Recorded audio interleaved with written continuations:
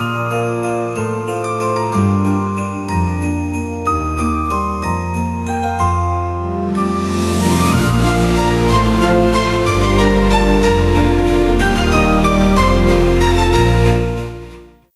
மிகவும் பிரியமான கர்த்தருடைய பிள்ளைகளே, உங்களை யாவரையும் ஆண்டவராகிய இயேசு கிறிஸ்துவின் இனிய நாமத்திலே அன்போடு கூட இந்த பட்டிமன்றத்திற்கு அழைக்கிறேன்.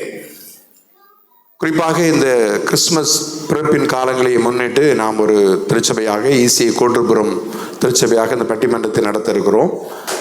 பட்டிமன்றத்தின் தலைப்பு இன்றைய கிறிஸ்தவத்தின் வளர்ச்சியில் முக்கிய பங்காற்றுவது அல்லது பெரும் பங்களிப்பு செய்வது திருச்சபையினுடைய சமய பணியா அல்லது சமுதாய பணியா? சமய பணியா அல்லது சமுதாய பணியா? இந்த ரெண்டின் தலைப்பிலே நாம் பேச இருக்கிறோம். அதை பேசுவதற்காக சமய பணியே என்ற தலைப்பில் பேசுவதற்காக அதன் தலைவராக திருமதி சுஜாதா டேவிட் அவர்கள் இருக்கிறார்கள். அதைத் தொடர்ந்து திருமதி சலோமி அவர்கள் இருக்கிறார்கள். திருமதி வேதப்பிரியா மற்றும் தம்பி சாமுவேல் ராஜா இருக்கிறார்கள். சமுதாய பணி என்ற தலைப்பில் பேசுவதற்காக அதன் தலைவர் சோதர் டேனியல் அவர்கள் இருக்கிறார்கள். மற்றும் தம்பி ஜான்சன் இருக்கிறார். மற்றும் செல்வி பிரியா மற்றும் திருமதி சாம்சல் அவர்கள் இருக்கிறார்கள். அன்புக்குரியவர்களே, இது ஒரு மிக முக்கியமான ஒரு தலைப்பு என்பதை நீங்கள் அறிந்து கொள்ள வேண்டும்.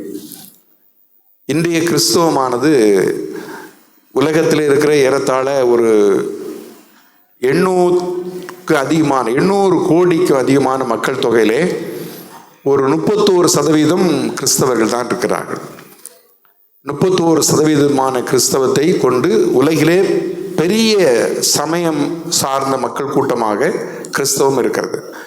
இந்த கிறிஸ்தவம் 2000 வருடங்களுக்கு முன்பதாக இயேசு கிறிஸ்து என்ற ஒரு தேவகுமாரனும் 12 சீடர்களோடு கூட ஆரம்பிக்கப்பட்டது. 2000 வருடத்திலே உலகத்திலே ஏறத்தாழ இன்று நாம் கணக்கிட்டால் ஒரு 300 கோடி மக்கள் கிறிஸ்தவத்தை அறிந்திருக்கிறார்கள், கிறிஸ்தவத்தை பின்பற்றுகிறார்கள். இன்றைய கணக்கின்படி ஒரு 15 பேர் ஆண்டவரை அறியாத மக்களிலே ஒருவர் இயேசுவை சார்ந்த மக்களை அறிந்திருக்கிறார். அதாவது அவருக்கு தெரியும், 15 பேர் எடுத்துக்கொண்டா அவங்களில் ஒருவருக்கு கண்டிப்பாக தெரியும், கிறிஸ்தவத்தை பற்றி தெரியும். அவங்களுக்கு ஒரு கணக்கு சொல்லுகிறார்கள், 2050 அந்த சதவீதம் இன்னும் குறைந்து 5 பேருக்கு ஒரு நபர் கிறிஸ்தவத்தை பற்றி தெரிந்திருப்பார் என்று சொல்கிறார். அப்படி இல்லை, அதனுடைய கருத்து என்ன என்று சொன்னால், கிறிஸ்தவம் வேகமாக வளர்ந்து கொண்டே இருக்கிறது, கிறிஸ்தவம் வேகமாக பரவி கொண்டே இருக்கிறது.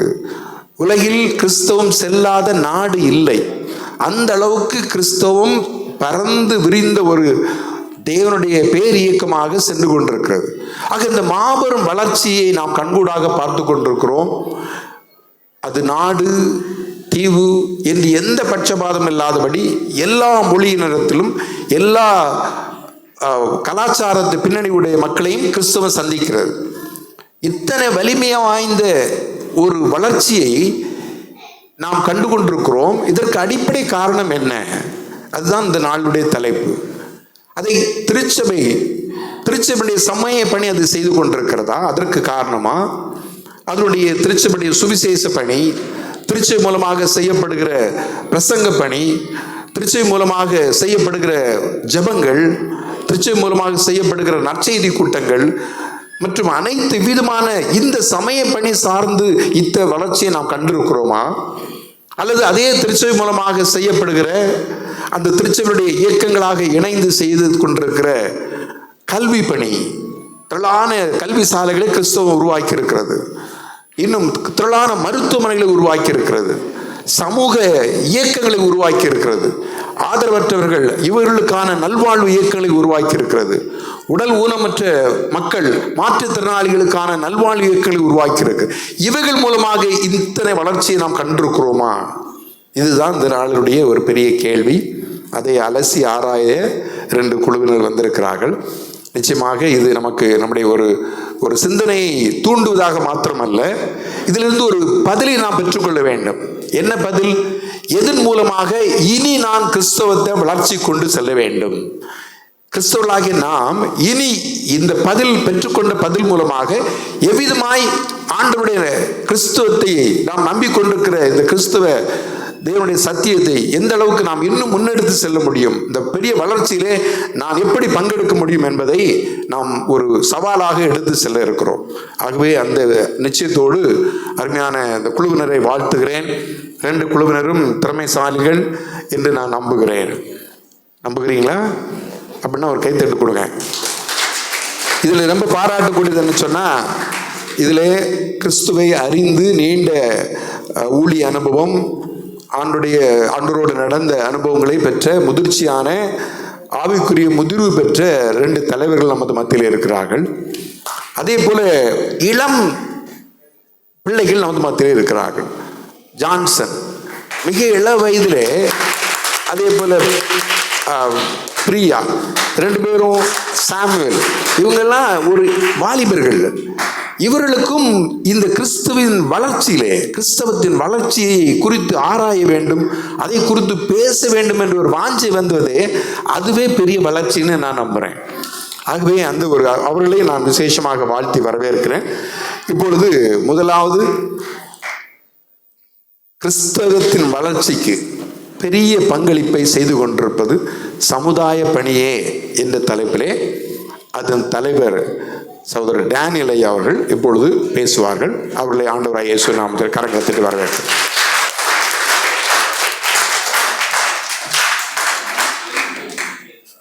கர்த்தருடைய பரிசுத்த நாமத்துக்கு நன்றி, ஸ்தோத்திரம் உண்டாதாக.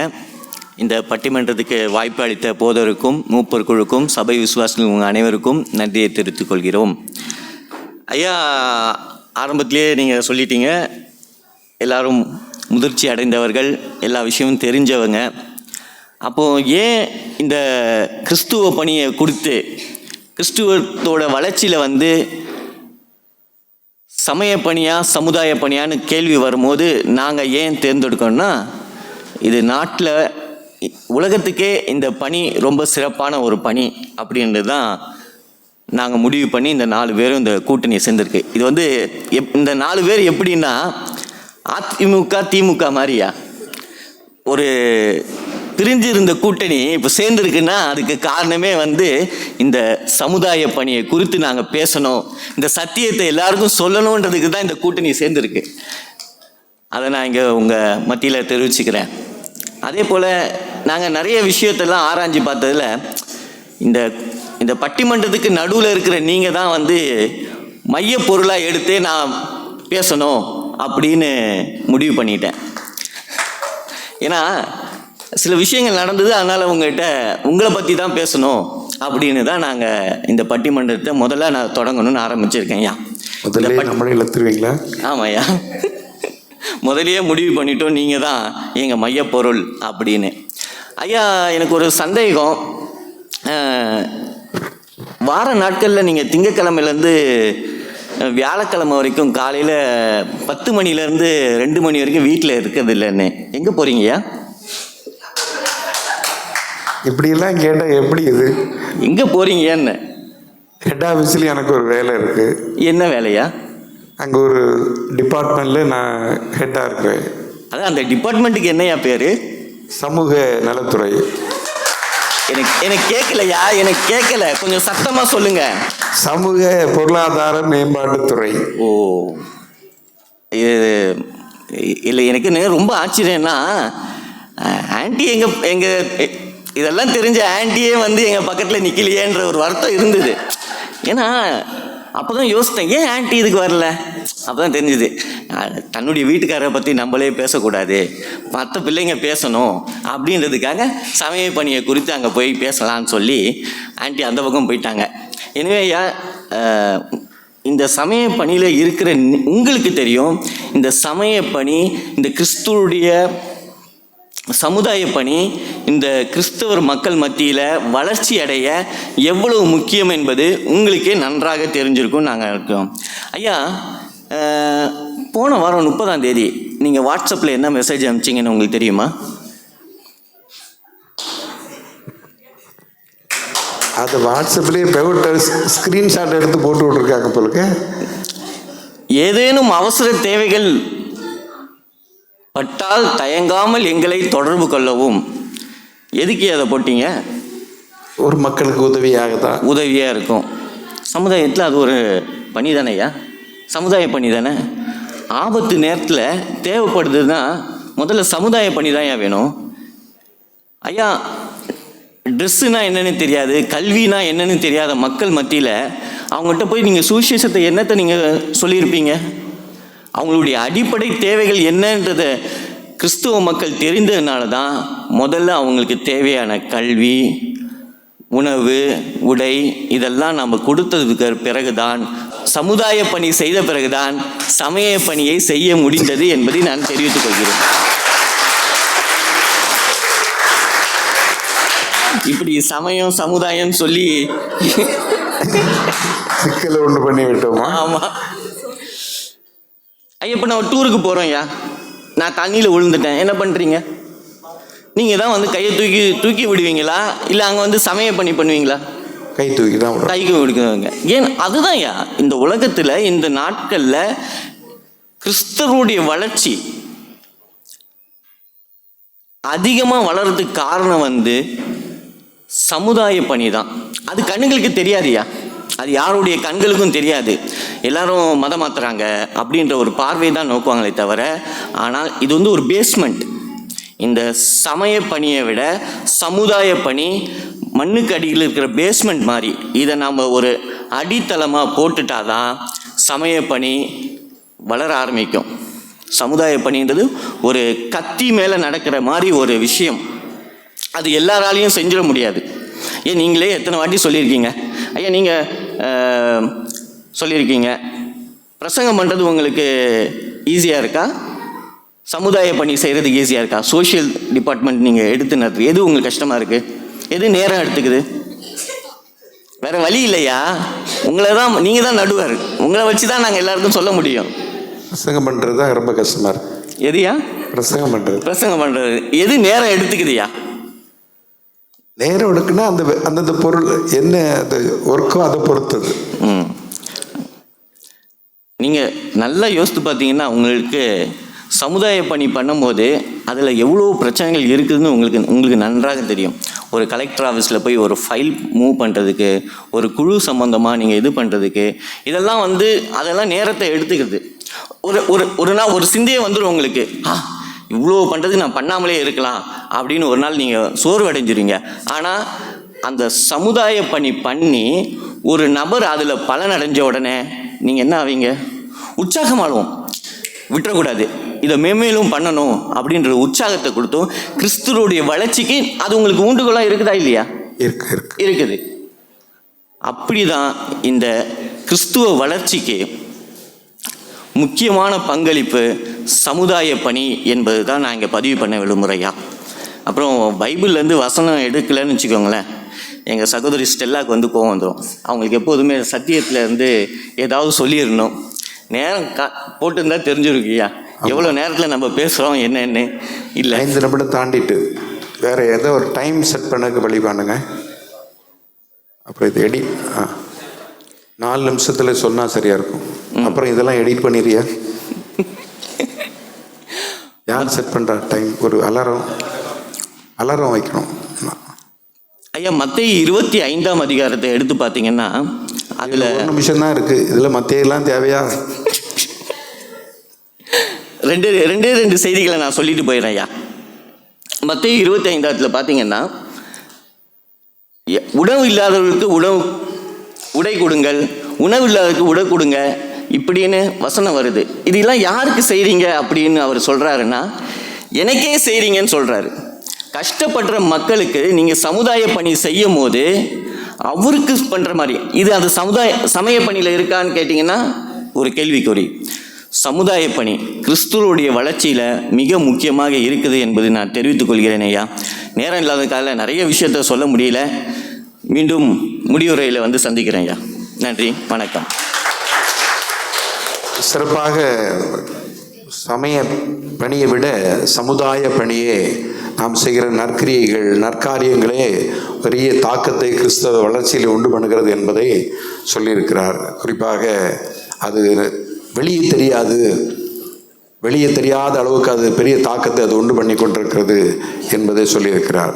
அது மட்டுமல்ல, நாம் செய்கிற சமய பணியை விட சமுதாய பணியானது கிறிஸ்துவே நேரடியாக அதை ஏற்றுக்கொள்கிறார், அது அவருக்கே செய்கிறது மாதிரி என்று மத்தேயுவை கோட் பண்ணியிருக்கிறார். பைபிள்லாம் கோட் பண்ணிட்டார், அதனால் அதுக்கு வேலிட் அதிகம், வெயிட் அதிகம். அது எப்படி ஹேண்டில் பண்ணுறாங்கன்னு பார்ப்போம். அவங்களுடைய சமய பணியை என்று அதை தன்னுடைய கருத்தை பதிவு செய்யும்படியாக திருமதி சுஜாதா டேவிட் அவர்களை நான் அழைக்கிறேன்.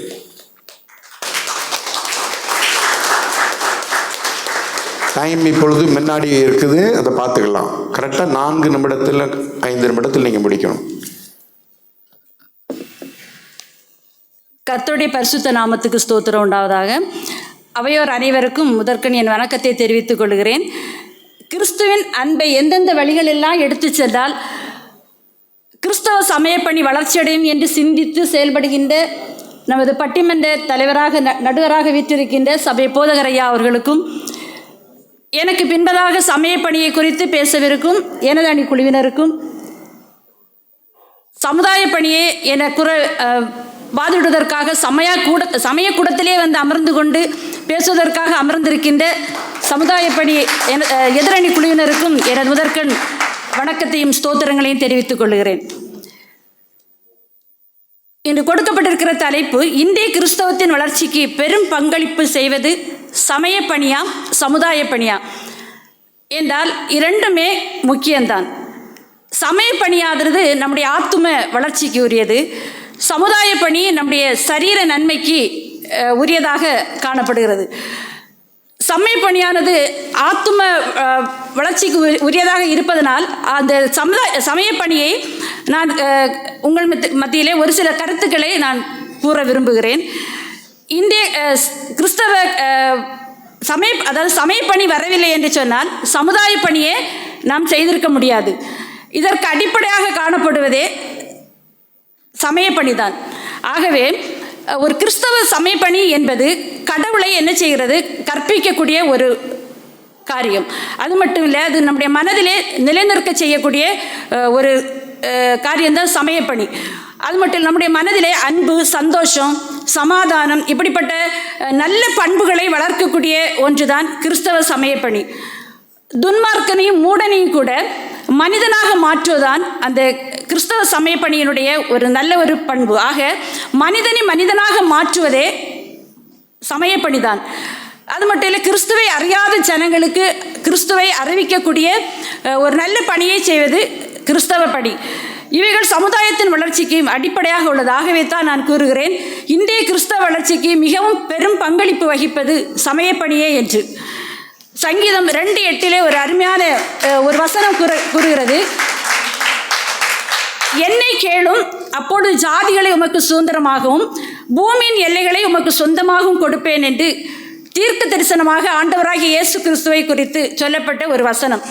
இந்த வசனத்தின் அடிப்படையில் தான் இன்று உலகம் முழுவதும் சுவிசேஷம் அறிவிக்கப்பட்டிருக்கிறது. இதை அடிப்படையாக வைத்துதான் ஆண்டவராகிய இயேசு கிறிஸ்து மார்க்கு 16ஆம் அதிகாரத்திலே நாம் பார்க்கிறோம், நீங்கள் உலகமெங்கும் போய் சுவிசேஷத்தை பிரசங்கிங்கள் என்று சொல்லி. அதற்கு அடிப்படையாக அதன்படியாக ஆண்டவராகிய இயேசு கிறிஸ்து தனது 11 அப்போஸ்தலர்களையும் என்ன செய்கிறார், ஊழியத்திற்காக அனுப்பி வைக்கிறதை நாம் பார்க்கிறோம். அவ்விதமாக 12 ஊழியர்களும் ஆண்டவருடைய சத்தியத்தை குறித்து அறிவித்தார்கள். நம்முடைய இந்தியாவிற்கு வந்த தோமா அவர்கள் ஆண்டவருடைய சத்தியத்தை தென்னிந்தியா பகுதியிலே திருவாங்கூர், திருச்சூர் போன்ற பகுதிகளிலே சென்று ஆண்டவருடைய சத்தியத்தை அறிவித்ததனால் கிறிஸ்தவ வரலாறே தென்னிந்தியாவில் தோன்றுவதற்கு அடிப்படையாக காணப்பட்டது. ஆக அப்போஸ்தலருடைய ஊழியம் மூலமாக சமய பணி இன்று பெரும் வளர்ச்சி அடைந்திருக்கிறது என்பதை நான் கூறிக்கொள்கிறேன். இது இது இது வந்து சமய பணிக்கு ஒரு முக்கிய பங்காற்றுகிறது என்பதை நான் ஆணித்தரமாக கூறிக்கொள்கிறேன். அது மட்டுமில்லை, இந்த நாம் காலையிலே செய்தியிலே நாம் கேட்டோம் பேதுரு அவர்களை குறித்து. பேதுரு அவர் ஒரு 11 அப்போஸ்தலர்களிலே ஒருவராக காணப்படுவார். இவர் வந்து முதன்மையான கிறிஸ்தவ பணியை செய்வதிலே முதன்மையான பண்பு வகித்தவர் இவர். ஆரம்ப கால கிறிஸ்தவ தலைவர்களில் இவர் முக்கியமான ஒரு நபராக இந்த பேதுரு காணப்படுகிறார். இவர் என்ன செய்தார் என்று நான் காலையில் செய்தியிலே கேட்டோம். யூதர் அல்லாத புறஜாதி மக்களுக்கும் அவர் சுவிசேஷத்தை அறிவிக்கும்படியான அந்த ஒரு நிலையை உருவாக்கியது கிறிஸ்தவ சமயப்பணி. அதாவது கொர்நேலியுடைய குடும்பத்தை கொர்நேலி ரட்சிக்கப்பட்டது மட்டுமல்ல, அவருடைய குடும்பமே என்ன செய்திருக்கிறது, அதிகாரி அவருடைய குடும்பமே அவர் பேதுருவினாலே கிறிஸ்தவ சமயத்திற்கு வழிவகுத்தது அவருடைய சுவிசேஷம். அது மட்டுமில்லை, அப்போஸ்தலர் 2ஆம் அதிகாரத்திலே நாம் பார்க்கிறோம், ஒரே பிரசங்கத்திலே 3000 பேர் என்ன செய்திருக்கிறார்கள், ரட்சிக்கப்பட்டு ஆண்டவரை ஏற்றுக்கொண்டு சபையிலே சேர்த்து கொள்ளப்பட்டார்கள் என்று சொல்லி நாம் பார்க்கிறோம். இவைகளையெல்லாம் பார்க்கும் பொழுது நமக்கு தெரிகிறதல்ல, இந்திய கிறிஸ்தவ சமய பணிக்கு பெரும் பங்கு வகிப்பது இந்த சுவிசேஷம் ஒரு பங்காக காணப்படுது. ஆகவே இந்திய கிறிஸ்தவ வளர்ச்சிக்கு முக்கிய பங்கு வகிப்பது சமயப்பணியே என்று கூறி வாய்ப்பிற்கு நன்றி கூறி விடைபெறுகிறேன். நன்றி, வணக்கம்.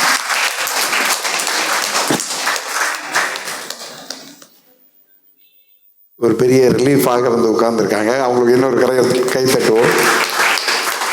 அன்பானே, கிறிஸ்தவ வளர்ச்சியிலே பெரிய பங்கு வகிப்பது சமயப்பணி தான் என்பதை உறுதிப்பட சொல்லியிருக்கிறார்கள். அதில் குறிப்பாக 2 பாயிண்ட் நீங்கள் கவனிக்க வேண்டியது. ஒன்று என்னன்னு சொன்னால், சமயம் பணி என்ன செய்கிறது என்று சொன்னார்கள். ஒரு மனிதனுக்கு உள்ளான சந்தோஷம், சமாதானம், அவனுக்கு உள்ளான மாற்றம், இவைகளை ஒரு நம்பிக்கை, இவைகளெல்லாம் கொடுப்பது சமயப்பணி. இது சமுதாய பணியெல்லாம் கொடுக்காது. அவனுக்கு ஒரு சட்டையை வாங்கி கொடுத்தா அவனுக்கு ஒரு சிரிச்சிட்டு போவான் தவிர அவனுக்கு ஒரு பெரிய நம்பிக்கையும் ஆத்ம சமாதானத்தையும் கொடுக்காது. ஒரு துன்மார்க்கனை மாற்றுவது, அவன் வாழ்வை மாற்றுவது சமயப்பணி என்று ஒரு முக்கியமான கருத்தை வைத்திருக்கிறார்கள்.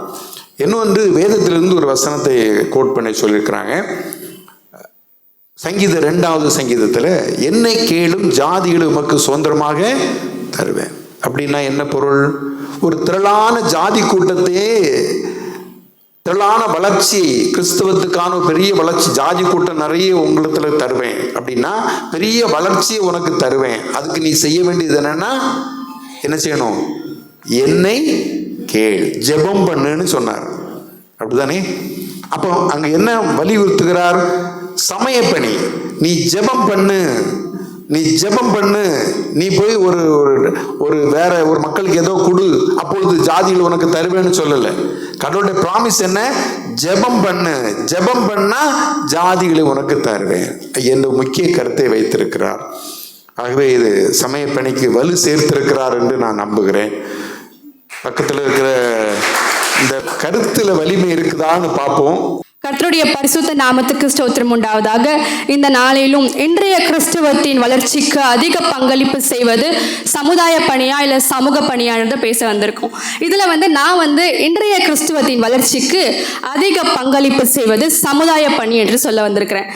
வளர்ச்சின்றது 2 விதத்தில் நான் பார்க்குறேன். கிறிஸ்துவத்தின் வளர்ச்சி, இன்னொன்று கிறிஸ்துவனின் வளர்ச்சி.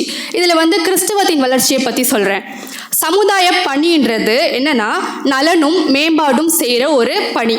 இது இந்த பணி செய்யும் போது நமக்கு எந்த நன்மையும் கிடைக்காது, நம்ம செய்கிறவங்களுக்கு தான் நன்மை கிடைக்கும். சரியா? அதில் கிறிஸ்துவத்தின் வளர்ச்சி அப்படின்னு பார்க்கும்போது முதல்ல நம்ம ஈசிஐ கொண்டு வரேன். ஈசிஐ நம்மளுடைய தளத்தில் ஈசிஐ மூலமாக 40 பள்ளிக்கூடங்கள், ஈசிஐ மூலமாக கம்யூனிட்டி டெவலப்மெண்ட் டிபார்ட்மெண்ட்னு ஒரு டிபார்ட்மெண்ட் இருக்குது. அப்புறம் நல்ல சமாரியன் நீர் வளங்கள் அப்படி ஒரு இடம் இருக்குது. அதுக்கப்புறம் நல்ல சமாரியன் கிளினிக் அப்படின்னு சொல்லிட்டு ஒரு சமூக பணியை செய்கிறாங்க. இன்னுமாக வீடு இல்லாதவங்களுக்கு ஈசிஐ ஹாப்பி ஹோம்ஸ் அப்படின்ட்டு வீடு கட்டித்தராங்க. இத்தனை சமுதாய பணியை செய்து கொண்டு இருக்குது நம்ம ஈசிஐ. இன்னுமாக சர்ச்சி 3000 10,000 சர்ச்சி இருக்கிறத சொல்லுங்க, பைபிள் காலேஜ் இருக்கிறத சொல்லுங்க. அதை பின்னாடி சொல்லுவாங்க, இவங்க சொல்லுவாங்களா? இன்னுமாங்க இப்போ நான் வேதத்தில் பார்த்தீங்கன்னா, இயேசுவானவர் ஊழியம் செய்த காலத்தில் வனாந்தர வழியாக போகும்போது அந்த இடத்துல அவர் சமய பணியை தான் செய்கிறாரு. அந்த இடத்துல அநேக பேருக்கு அவருடைய ஊழியத்தை வந்து சொல்கிறாரு, சொஸ்தமாக்குறாரு நிறைய பேர். அந்த நேரத்தில் வந்து அந்த வனாந்திரமான இடத்துல சாயங்காலம் ஆயிடுச்சு. சாயங்காலம் ஆன போது அவங்க இருக்கிற ஜனங்களை குறித்து கரிசனை கொண்டவராய் நம்மளுடைய ஆண்டவர் காணப்படுகிறார். அந்த இடத்துல வந்து சமய பணி செய்துட்டு போயிருக்கலாம் அவர் நினைச்சிருந்தா. அந்த இடத்துல வந்து ஸ்ரீடர்கள் வந்து சொல்றாங்க ஏசப்பா கிட்ட, சாயங்காலம் ஆயிடுச்சு, ஜனங்கள் வந்து பசியா இருப்பாங்க, அவங்கள வந்து வீட்டுக்கு அனுப்பிடலாம் அப்படின்னு சொன்னப்போ ஆண்டவர் வந்து அந்த இடத்துல வந்து அவர்களை வந்து அப்படியே சமய பணி செய்து விட்டு விடாம அந்த இடத்துல வந்து அவர்களுக்காக சமுதாய பணியாக அவர்களுக்கு வந்து உணவை வந்து ஆயத்தப்படுத்துகிறவராய் காணப்படுகிறார். ஓகேவா? அந்த இடத்துல வந்து அவருடைய வல்லமையும் தெரியுது, அவர் எவ்வளவு சமுதாய பணி மீது அக்கறை கொண்டவர் உள்ளவராயும் இருக்கிறார் என்பதை நம்ம பார்க்குறோம். இன்னொன்று, கிறிஸ்துவனின் வளர்ச்சி அப்படின்னு நான் பார்க்கும்போது சமுதாய பணின்றது வந்து சமுதாயத்தை மட்டும் வளர்க்காது, நம்மளுடைய கிறிஸ்துவர்களாக நம்மளுடைய தனிப்பட்ட வாழ்க்கையில் அது எவ்வளவு வந்து வளர்ச்சியை ஏற்படுத்துன்றது நான் சொல்ல வரேன். மத்தேயுவில் வந்து 19ஆம் அதிகாரத்தில் ஒரு வாலிபன் வந்து இயேசு கிறிஸ்துவை நோக்கி அவன் கேட்பான், நல்ல போதகரே, நித்திய ஜீவன் அடையிறதுக்கு நான் என்ன செய்யணும் அப்படின்னு கேட்பான். அப்போ வந்து அவர் சொல்லுவார், நீ ஜீவனில் பிரவேசிக்க விரும்பினால் கற்பனைகளை கைக்கோள் அப்படின்னு சொல்லுவாங்க. அப்போ வந்து அவன் சொல்லுவான், என்னென்ன கற்பனைகள் அப்படின்றப்போ நம்ம சமயம் பண்ணி பேசுகிற அந்த தலைப்புகள்லாம், கொலை செய்யாது இருப்பாயாக, நம்ம வேதத்தில் வாசிக்கிற ஒவ்வொரு காரியங்களையும் சொல்லும்போது அவன் சொல்லுவான், இதை நான் சிறு வயது முதல் நான் செய்து கொண்டு தானே இருக்கிறேன், அப்பயும் எனக்கு வந்து ஒரு திருப்தி கிடைக்கலையே அப்படின்னு அவன் சொல்லும்போது இயேசுவானவர் சொல்லுவார், நீ பூர்ண சர்க்குணனாக இருக்க விரும்பினால் உன்னுடைய ஆஸ்திகளை விற்று தரித்திரருக்கு கொடு அப்படின்னு சொல்லுவார். இதில் என்னன்னா, அவர் வந்து நீ ஒரு பூர்ண சர்க்குணனாக இருக்கணும்னா நீ வந்து சமய பணியை மாத்திரம் செய்யக்கூடாது, நீ வந்து சமுதாய பணியும் செய்யணும் அப்படின்றது இதில் தெரியுது. இன்னொன்று ஒரு விஷயம் சொல்கிறேன், நம்ம சமுதாய பணி செய்கிறோம்ல, நம்ம சமுதாய பணி செய்யும்போது நம்மளை பார்க்குற மக்களுக்கு நம்ம சமுதாய பணி செய்யும்போது நம்ம மேலே ஒரு பார்வை ஏற்படும். அந்த பார்வையானது நம்ம யாரை வந்து ஆராதிக்கிறோம் அப்படின்ற ஒரு ஆண்டவரை வந்து தெரியப்படுத்துகிறது. நம்மளுடைய ஆண்டவரும் சமுதாய பணி செய்கிறவராய் காணப்படுகிறார். இன்னுமாக கடைசியாக ஒன்று சொல்கிறேன், நீங்கள் செய்கிற சமய பணியில் கூட ஊட்டும் சோறு எங்கள் சமுதாய பணி தான்.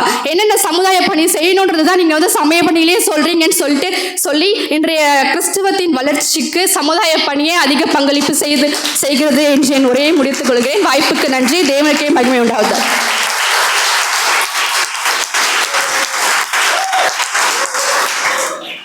கைத்தட்டலை பார்த்தாலே தெரியுது கருத்துக்கள் சரியாக பகிரப்பட்டிருக்கிறது என்று. வாழ்த்துக்கள் பிரியாவுக்கு. ஏதோ செஞ்சு எக்ஸ்பிரஸ் போகிற மாதிரி போச்சு, அவ்வளோ வேகமாக தன்னுடைய கருத்துக்களை பதிவு செய்தார். ஆனால் தடுமாற்றம் இல்லாமல் பதிவு செய்தார். அதற்காக முதலாவது நன்றி செலுத்துகிறேன். முக்கிய கருத்தை எதிர்த்தரப்பினர் மீது வீசி இருக்கிறார். அதை எப்படி நீங்கள் எதிர்கொள்ள போகிறீர்கள் என்று குறிப்பாக ரெண்டு பாயிண்ட்ல வந்தாங்க. கிறிஸ்துவின் மூலமாக வளர்ச்சி, கிறிஸ்துவத்தின் வழி வளர்ச்சி. வளர்ச்சியை இன்னொரு கண்ணோட்டத்தில் பார்த்திருக்கிறார். அதற்காக நன்றி செலுத்துகிறேன். எப்படி தெரியுமா? வளர்ச்சின்னா நம்ம கிறிஸ்தவம் வளருது, எண்ணிக்கையில் பெருகிக்கிட்டே இருக்கு, அது ஓகே, அது வளர்ச்சி தான். ஆத்துமாக்கள் வந்துட்டு இருக்காங்க, சபையில் நிறைய மக்கள் வந்துட்டு இருக்காங்க. ஆனால் இன்னொரு வளர்ச்சியை வேறொரு கண்ணோட்டத்தில் எப்படி கொண்டு வருகிறார்னா, அந்த நாம் சமுதாய பணிகள் செய்யும் பொழுது அந்த செய்கிற நபர் வளருகிறார். அது ஒரு உள்ளான வளர்ச்சி. ஆக வளர்ச்சி இப்போ நம்ம தலைப்பு 2 பாயிண்ட்ல போன மாதிரி நான் ஃபீல் பண்றேன். அதாவது எண்ணிக்கையிலே வளர்கிறோம், வளர்ச்சி தான்.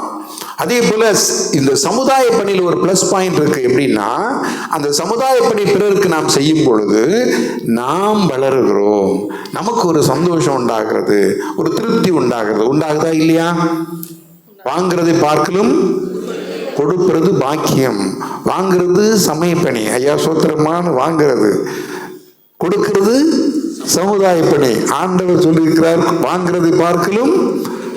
அவரே ஜட்ஜ்மெண்ட் சொன்னார் நினைச்சிட்டு கிளம்பி போயிடாதீங்க. ஆக கொடுப்பதுனாலே ஒரு மகிழ்ச்சி இருக்கிறது, நாம் வளர்கிறோம் என்ற பாயிண்டை ஸ்ட்ராங்காக வச்சிருக்கிறாங்க. இதை ஸ்ட்ராங்காக எதிர்கொள்வதற்கு நம்ம திருமதி சலோமி அவர்கள் வர இருக்கிறாங்க. அவங்களை கரங்களை தட்டி வர.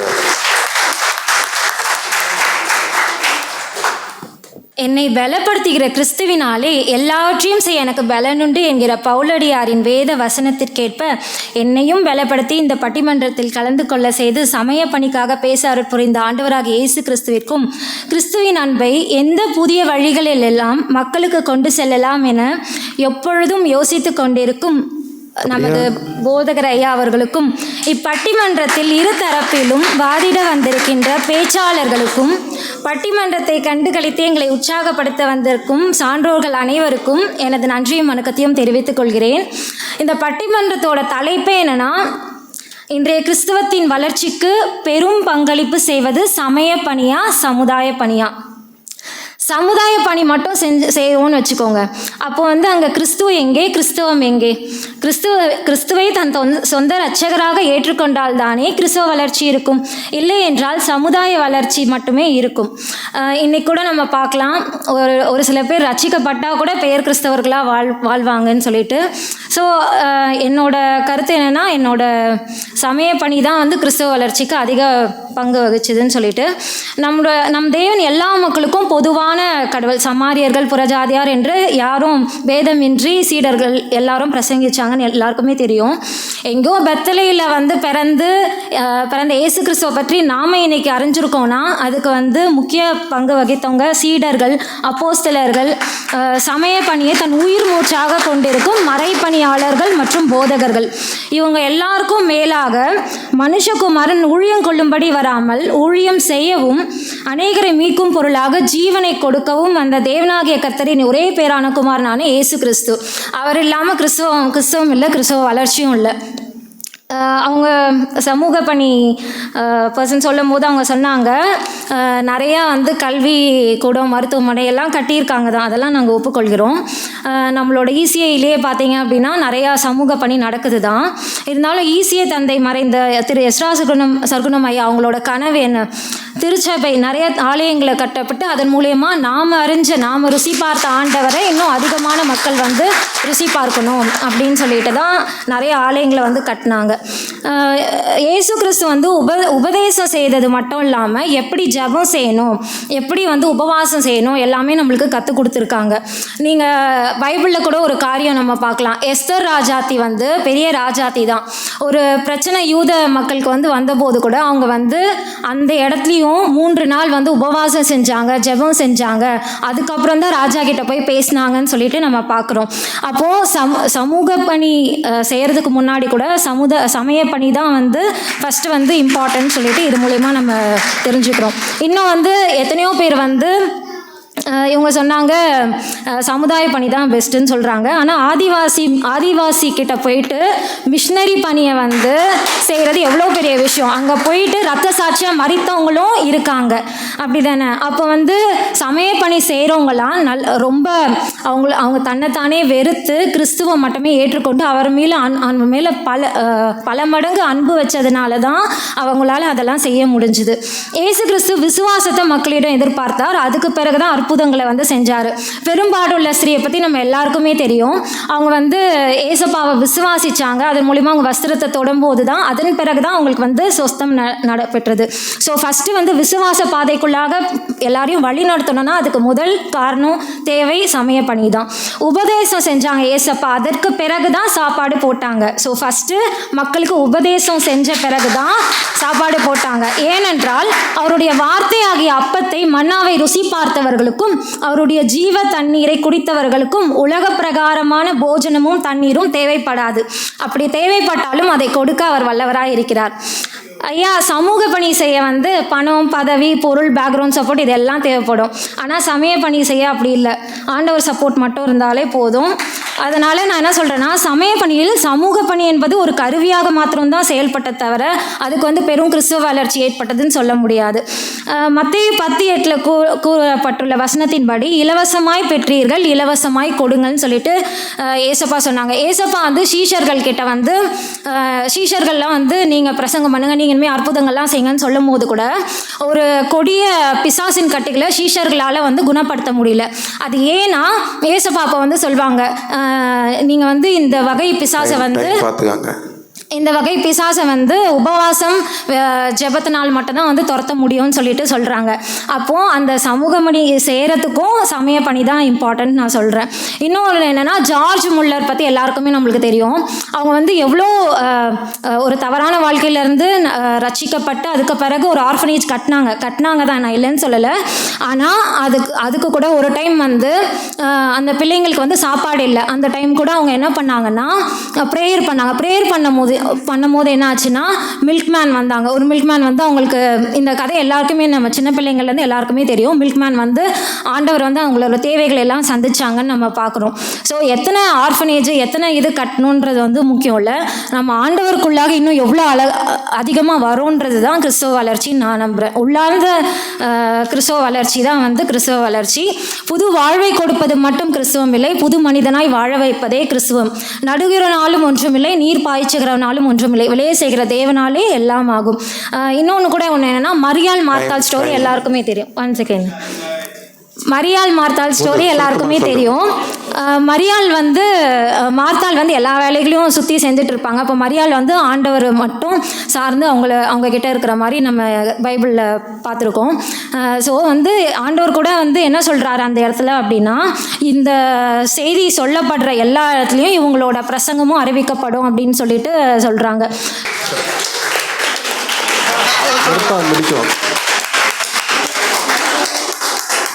நன்றி. சிறப்பான கருத்துக்களை முன்வைத்திருக்கிறாங்க. குறிப்பாக எதிர்த்தரப்புடைய பேஸே ஆட்டங்கான மாதிரி இருக்கு. அவங்க ஒரு பெரிய பேஸ் என்னன்னா, ஈசியில் பார்த்தீங்களா இவ்வளோ ஸ்கூல் இருக்கு, இவ்வளோ ஆர்ஃபனேஜ் கட்டிருக்காங்க, அப்போ சமுதாய பணி எவ்வளோ செய்கிறாங்க அப்படின்னு. ஆனால் அதுக்கு முன்னாடி ஒரே அடி தந்தை பேராயர் என்ன சொன்னார்? ஸ்கூலை கட்டுன்னு சொல்லலை, அவர் என்ன சொன்னார்? ஆலயத்தை கட்டுன்னு சொன்னார். ஆக மெயின் பாயிண்டே அவங்களுக்கு கோட்டை சரிஞ்ச மாதிரி இருக்குது. அவங்க கொஞ்சம் சோகமாக தான் இருக்கிறாங்க. இன்னும் முக்கியமாக சொன்னது என்னன்னா, நமக்கு சமுதாய பணின்னு நீங்கள் வளர்ச்சியை உண்டு பண்ணாங்கன்னா அதுக்கு நிறைய பணம் தேவைப்படுங்க. ஒரு ஸ்கூலை கட்டணுன்னா பணம் தேவைப்படுது. எல்லாருமே செய்ய முடியாது சமுதாய பணியை.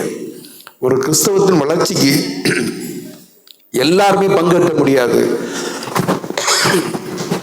யார் மட்டும் பங்காற்ற முடியும்? பணம் இருக்கிறவங்க தான் சமுதாய பணியை நிறைய செய்ய முடியும். ஆனால் சமய பணிங்கிறது அப்படி இல்லை. எவ்வாறுனாலும் சரி, பணம் இருந்தாலும் சரி, படித்தாலும் சரி, படிக்காட்டாலும் சரி, அவன் போய் இயேசுவை பற்றி சொல்ல முடியும். அதனால வளர்ச்சி உண்டு பண்ணதுக்கு வாய்ப்பு சமய பணியில் அதிகமாக இருக்குன்னு சொல்ல முக்கிய பாயிண்ட் வச்சுருக்காங்க. இதுக்கு எப்படி எதிர்க்கிறது சொல்ல போகிறாங்கன்னு பார்ப்போம். வாங்க, பொருத்தமான ஆள் தான் ஸ்டெல்லா, வாங்க. கர்த்தருடைய நாமம் மகிமைப்படுவதாக. வாய்ப்பளித்த கர்த்தருக்கு நன்றி. நடுவர் மற்றும் சபை மக்களுக்கு நன்றி. இன்றைய கிறிஸ்தவத்தின் வளர்ச்சிக்கு பெரும் பங்கு அளிப்பது சமுதாய பணி மட்டுமே. ஆண்டவராகிய இயேசு கிறிஸ்துவிட்ட இருந்து பார்ப்போம். ஆண்டவர் ஆகிய இயேசு கிறிஸ்துவே சமுதாய பணி தான் செஞ்சார். ஒடுக்கப்பட்ட கீழ்த்தனமாக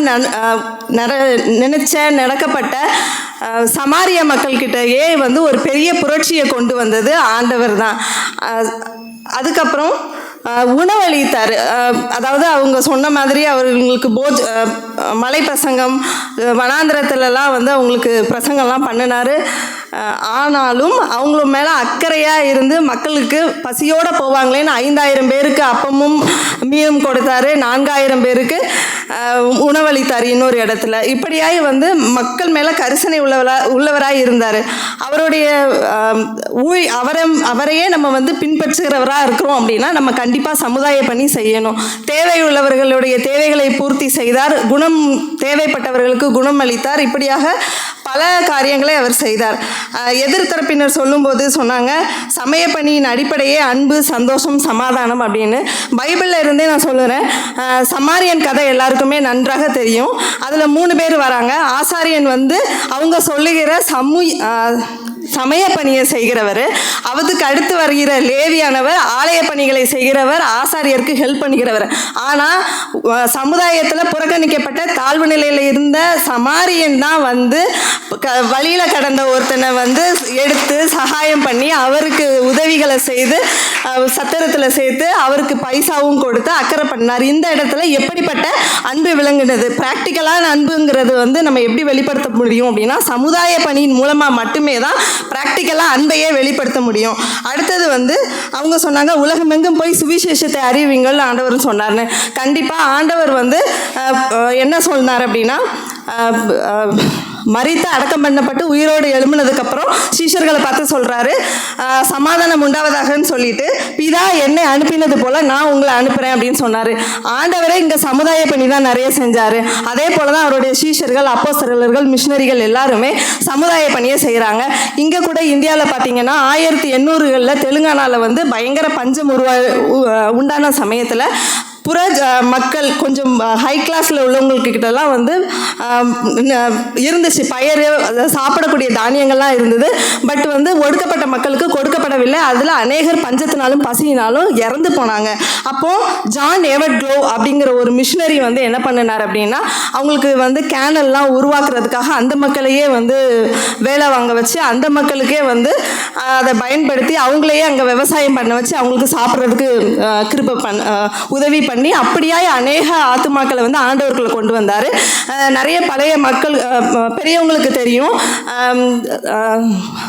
கேரளாவில் தமிழ்நாட்டின் தென் மாவட்டங்களில் பார்த்தீங்கன்னா 1800களில் வந்து லேடிஸ் இப்போ நம்ம போட்டிருக்கிற மேலாடைகள் போடப்படவில்லை.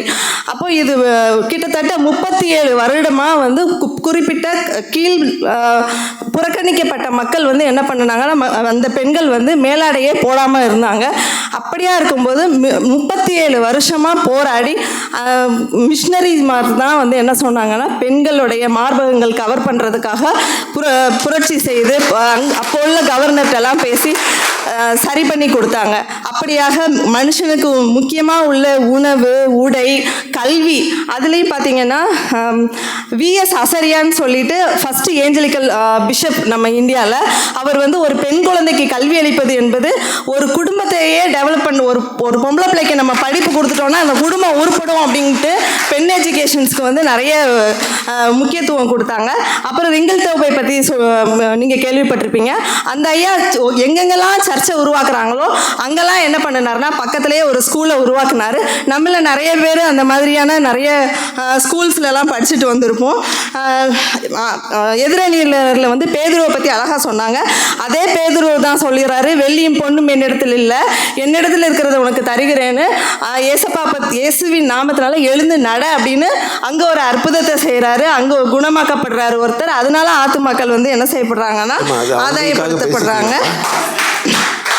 மேலும் அது ஒரு மருத்துவ பணி ஐயா, அது ஒரு மருத்துவ பணி. நம்மளுடைய பேராயரை பற்றி சொன்னாங்க.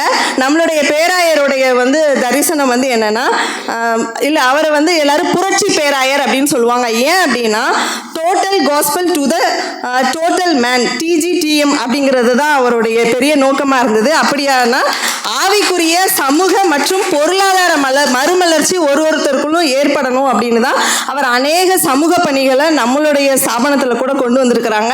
நிறைய நிவாரணம் மற்றும் வளர்ச்சி திட்டங்கள் கொண்டு வந்திருக்கிறாங்க. ECIயில் நலவாழ்வு மற்றும் வளர்ச்சி திட்டங்கள் கொண்டு வந்திருக்கிறாங்க. சகோதரி சொன்னது போல் நல்ல சமாரியன் மருத்துவமனை, ECI ஹோம்ஸ் எல்லாம் கொண்டு வந்திருக்கிறாங்க. மேற்கொண்டு சட்ட ஆலோசனை கமிட்டி, நிருபம் பத்திரிகை, சமூக பொருளாதார மேம்பாட்டு தலைவர் இங்கே தான் இருக்கிறாரு. ஆகவே இவங்க எல்லாருக்குமே தெரியும், நமக்கும் தெரியும், சமுதாய பணியே கிறிஸ்தவ வளர்ச்சிக்கு பெரும் பங்கு அளிக்கிறது என்பதை. வாய்ப்புக்கு நன்றி. ரொம்ப நன்றி, ரொம்ப நன்றி. எல்லாரும் பேச விட நிறைய பேசலாம், ஆனால் நமக்கு போதுமான நேரம் வேணும். எல்லாருக்கும் இதெல்லாம் செய்ய முடிக்க வேண்டி இருக்கிறது. குறிப்பாக இது பட்டிமன்றங்கிறத ஞாபகப்படுத்துகிறேன். பட்டிமன்றம்னா ஒரு நடுவர் இருப்பாங்க. ஆக்சுவலாக நடுவர்கிட்ட தான் சொல்லுவாங்க, நடுவர் அவர்களே இப்படி பாருங்க, இந்த பாயிண்ட் சொல்லியிருக்காங்க நடுவர் அவர்களே. இங்கே நடுவருங்கிறதே காணல. இது பட்டிமன்றமா, இது தனித்தனியாக பேசிட்டு இருக்காங்க. நம்ம ஏதோ சும்மா பார்த்து இப்படியே பார்த்துருக்கோம். நம்மகிட்ட சொன்னாதானே நம்ம அப்படியா அப்போ இப்படி சொல்லலாமான்னு சொல்லி சொல்லுவோம், அவங்களுக்கு சப்போர்ட்டாக பேசுவோம். இல்லை, நடுவருங்கிற வார்த்தையே ஒருவர் கூட பயன்படுத்தலை. ரொம்ப வருத்தமாக இருக்கு. நடுவருக்கு நன்றின்னு சொல்லி தொடங்கியாச்சு, ஆனால் இடையில முழுக்க நம்மகிட்ட தான் சொல்லணும். நடுவர்கிட்ட தான் தீர்ப்பு, ஒரு கோர்ட்டு மாதிரி, கோர்ட்டு போல். இதெல்லாம் அப்புறம் எடிட் பண்ணிடு எப்பா, அப்புறம் எடிட் பண்ணிடு. நடுவர்கிட்ட தான் என்ன சொல்லணும், தங்களுடைய வாதத்தை வைக்கணும்.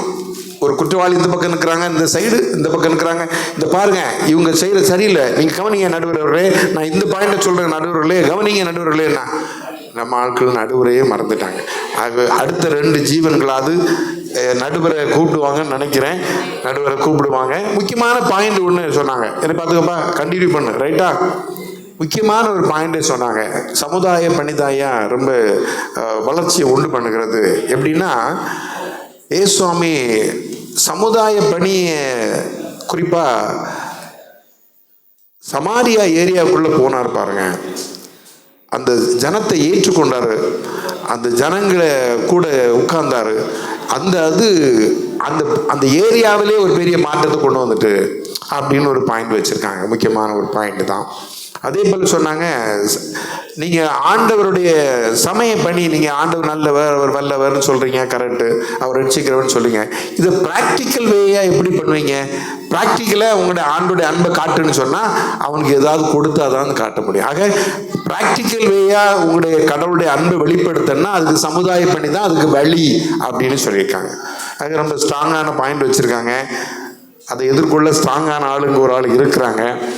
நம்ம வேத பிரியா இருக்கிறாங்க, அவங்க பாஸ்டர் பொண்ணு வேற, ரொம்ப ஸ்ட்ராங்கான கருத்துக்களை முன்வைக்கும்படியா வேத பிரியாவை நான் நினைக்கிறேன். கரங்களை தட்டி நான் வரவேற்கிறேன்.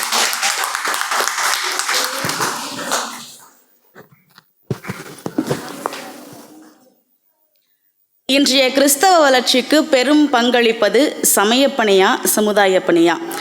சமய பணியே என தீர்ப்பளிக்க காத்திருக்கும் நடுவர் அவர்களுக்கும் இதுக்காகவே தீர்ப்பு அளிக்கலாம். சமயப்பணிதான் என்று தெரிந்தும் சமுதாய பணிக்காக பேசிக்கொண்டிருக்கும் எதிரணியினருக்கும், சமய பணியை குறித்து பேசிக்கொண்டிருக்கும் எனது அணியினருக்கும், மக்கள் தீர்ப்பே மகேசன் தீர்ப்பு என்பதற்கு ஏற்ப சமய பணி குறித்ததான ஒரு தீர்ப்பை வழங்க இருக்கும் சபை மக்களுக்கும் எனது வணக்கத்தை தெரிவித்துக் கொள்கிறேன். அன்றைய காலகட்டங்களில் சமுதாய பணி தேவைப்பட்டது தான். ஏன் அப்படின்னா இயேசு கிறிஸ்து அறியாத மக்கள் இருந்தாங்க, பாமர மக்கள் இருந்தாங்க, பார்பேரியன் என்று சொல்லக்கூடிய காட்டு மிராண்டித்தனமான மக்கள்லாம் இருந்தாங்க. அவங்களாம் இயேசுனா யாருன்னே தெரியாது. ஸோ அவங்கக்கிட்ட எப்படி போகிறது, அதற்கான ஒரு வழியாகத்தான் சமுதாய பணியை செஞ்சு வந்தாங்க. ஆனால் இப்போ நம்மக்கிட்ட அதுவும் தேவைப்படலை. ஏன் அப்படின்னா மூலை முடுக்குகளில் உள்ள எல்லா மக்களுக்குமே சரி, அனைத்து சமூக மக்களுக்குமே சரி, சுவிசேஷம் பரவ தொடங்கிட்டு, சுவிசேஷம் சென்றடைஞ்சிட்டு, இதுக்கப்புறமா நமக்கு தேவைப்படுவது என்ன? நம்ம தலைப்பை நம்ம சரியாக பார்த்தோம்னா நமக்கு புரியும். இன்றைய காலகட்டத்தில் நமக்கு என்ன தேவை அப்படின்னா சமய பணி தான். நம்மக்கிட்ட எல்லாமே குறைஞ்சிருச்சு. ஜெபம் குறைஞ்சிட்டு, சுவிசேஷ பணி குறைஞ்சிருச்சு, ஆராதனை குறைஞ்சிட்டு, எல்லாத்துலேயுமே நமக்கு குறைவு ஏற்பட்டிருக்கு. அப்படி இருக்கும்போது முக்கியமாக தேவைப்படுவது என்ன அப்படின்னா சமய பணி தான். நான் 10th ஸ்டாண்டர்ட் படிக்கும் போதெல்லாம் எங்கள் ஊர் பக்கத்தில் இருக்க கிராமங்களுக்கு ட்ராக்ஸ் கொடுக்க போவோம். சுவிசேஷத்தை அறிவிக்க தான் ட்ராக்ஸ் கொடுக்க போவோம். அந்த டைமில் நாங்கள் அதை ஒரு வழக்கமாக செய்கிறது உண்டு. ஒரு அடுத்த வாரத்தில் ஒருத்தர் சாட்சி சொல்கிறாரு, அவரோட கடன் பிரச்சனைகளை நான் சாகிற நிலைமையில இருந்தேன், நீங்கள் கொடுத்த அந்த ட்ராக்ஸ்னால அதை நான் படிச்சுட்டு எனக்குள்ளாக இயேசு பேசினாரு, இன்னைக்கு நான் உயிரோட இருக்கேன், அந்த பக்கம் சாவிட்டார் இப்பவுமே, இன்னைக்கு நான் இங்கே சாட்சி சொல்கிறேன் அப்படின்னா அதற்கு காரணமே சமய பணி தான் அப்படின்னு அவர் சொன்னார். இப்போது நம்மளுடைய எதிரணியில் இருக்கும் டேனியல் அண்ணா சொன்னார், நான் தண்ணிக்குள்ளே விழுந்துட்டா என்னை தூக்கி விடுறது சமுதாய பணி தானே அப்படின்னு சொன்னார். சரிதான். ஆனால் அவரை தூக்கி விட்டவுடனே அவருக்கு ஏற்படுற விளைவை சரி செய்கிறது எது? சமய பணி தான். அவருக்கு ஒன்று அதுக்கப்புறம் ஆனதுக்கப்புறம் ஹாஸ்பிட்டலில் போய் ஜெபம் பண்ணுறது யார்? நம்ம விசுவாச பிள்ளைகளும் போதகரையும் தான் ஜெபம் பண்ணுவாங்க. அப்படி இருக்கும்போது சமய பணி தான் அவரை இந்த இடத்துல சாட்சி சொல்ல வைக்குது. அதனால சமய பணி தான் இன்றைய கிறிஸ்தவ வளர்ச்சிக்கு முக்கிய பங்களிக்குது அப்படிங்கிறத நான் இந்த இடத்துல ரொம்பவே ஸ்ட்ராங்காக சொல்கிறேன். நம்ம ஜெர்மனியில் நடுவர் அவர்களே, நடுவரை மறந்துட்டாங்க, நான் அந்த பக்கம் வந்துடலான்னு நினைக்கிறேன். நடுவர் அவர்களே சொல்லுறதுக்கு 3 நாளாகுமா?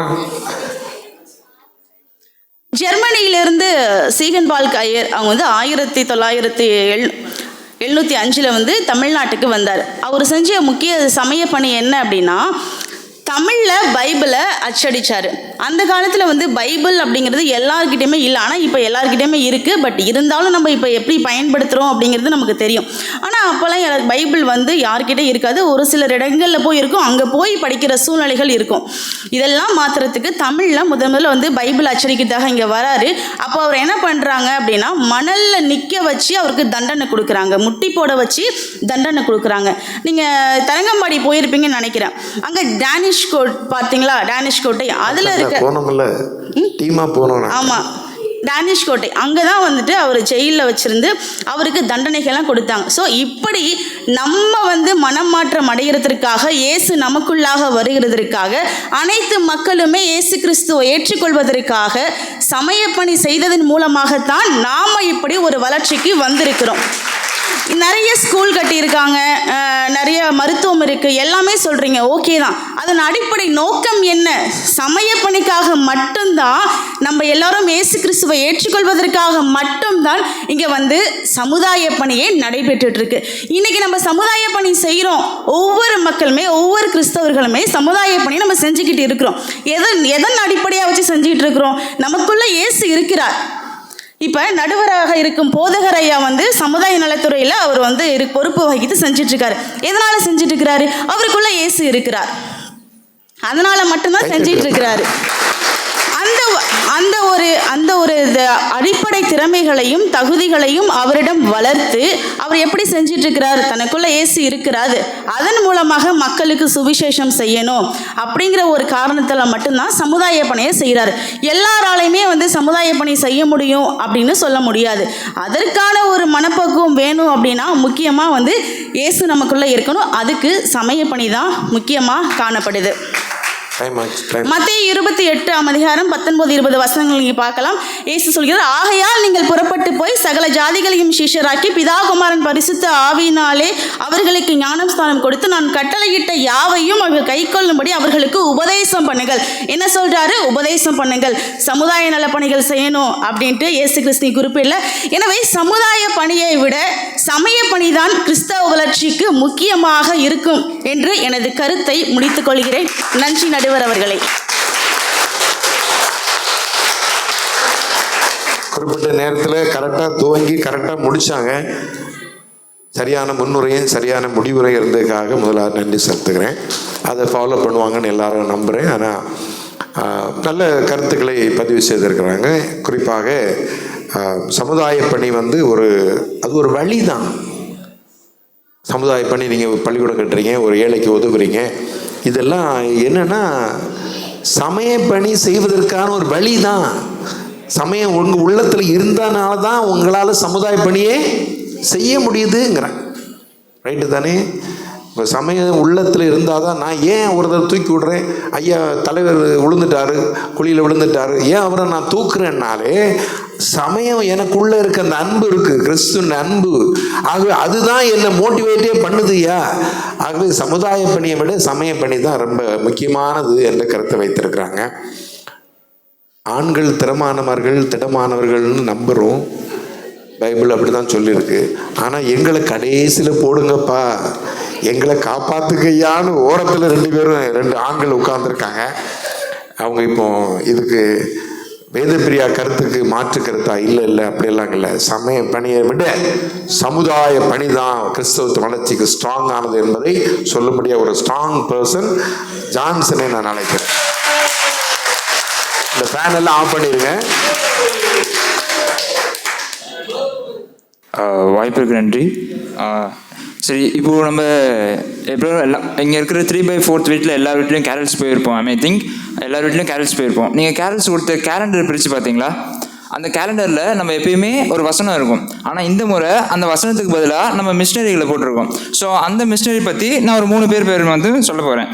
ஷார்ட்டாக முடிச்சிடுறேன். இப்போ கால்டுவெல் அப்படின்ற ஒரு மிஷினரி பார்த்தீங்கன்னா இப்போ நம்ம லிட்ரேட்ஸ் வந்து நம்ம தமிழ்நாட்டில் அதிகம். அதுக்கு வந்து அதிகமான காரணம் வந்து கால்டுவெல். ஏன்னா கல்வின்ற ஒரு விஷயம் தான் ஒரு மனுஷனை நிற்க வைக்கும். ஸோ அதை கொடுத்ததே கால்டுவெல். அப்புறம் வந்து ஐடாஸ் கேடர் பற்றி சொல்ல போகிறேன். ஸோ ஓகே, கல்விக்கு அப்புறமா வருது மெடிசன் ஆர் ஹாஸ்பிட்டாலிட்டி.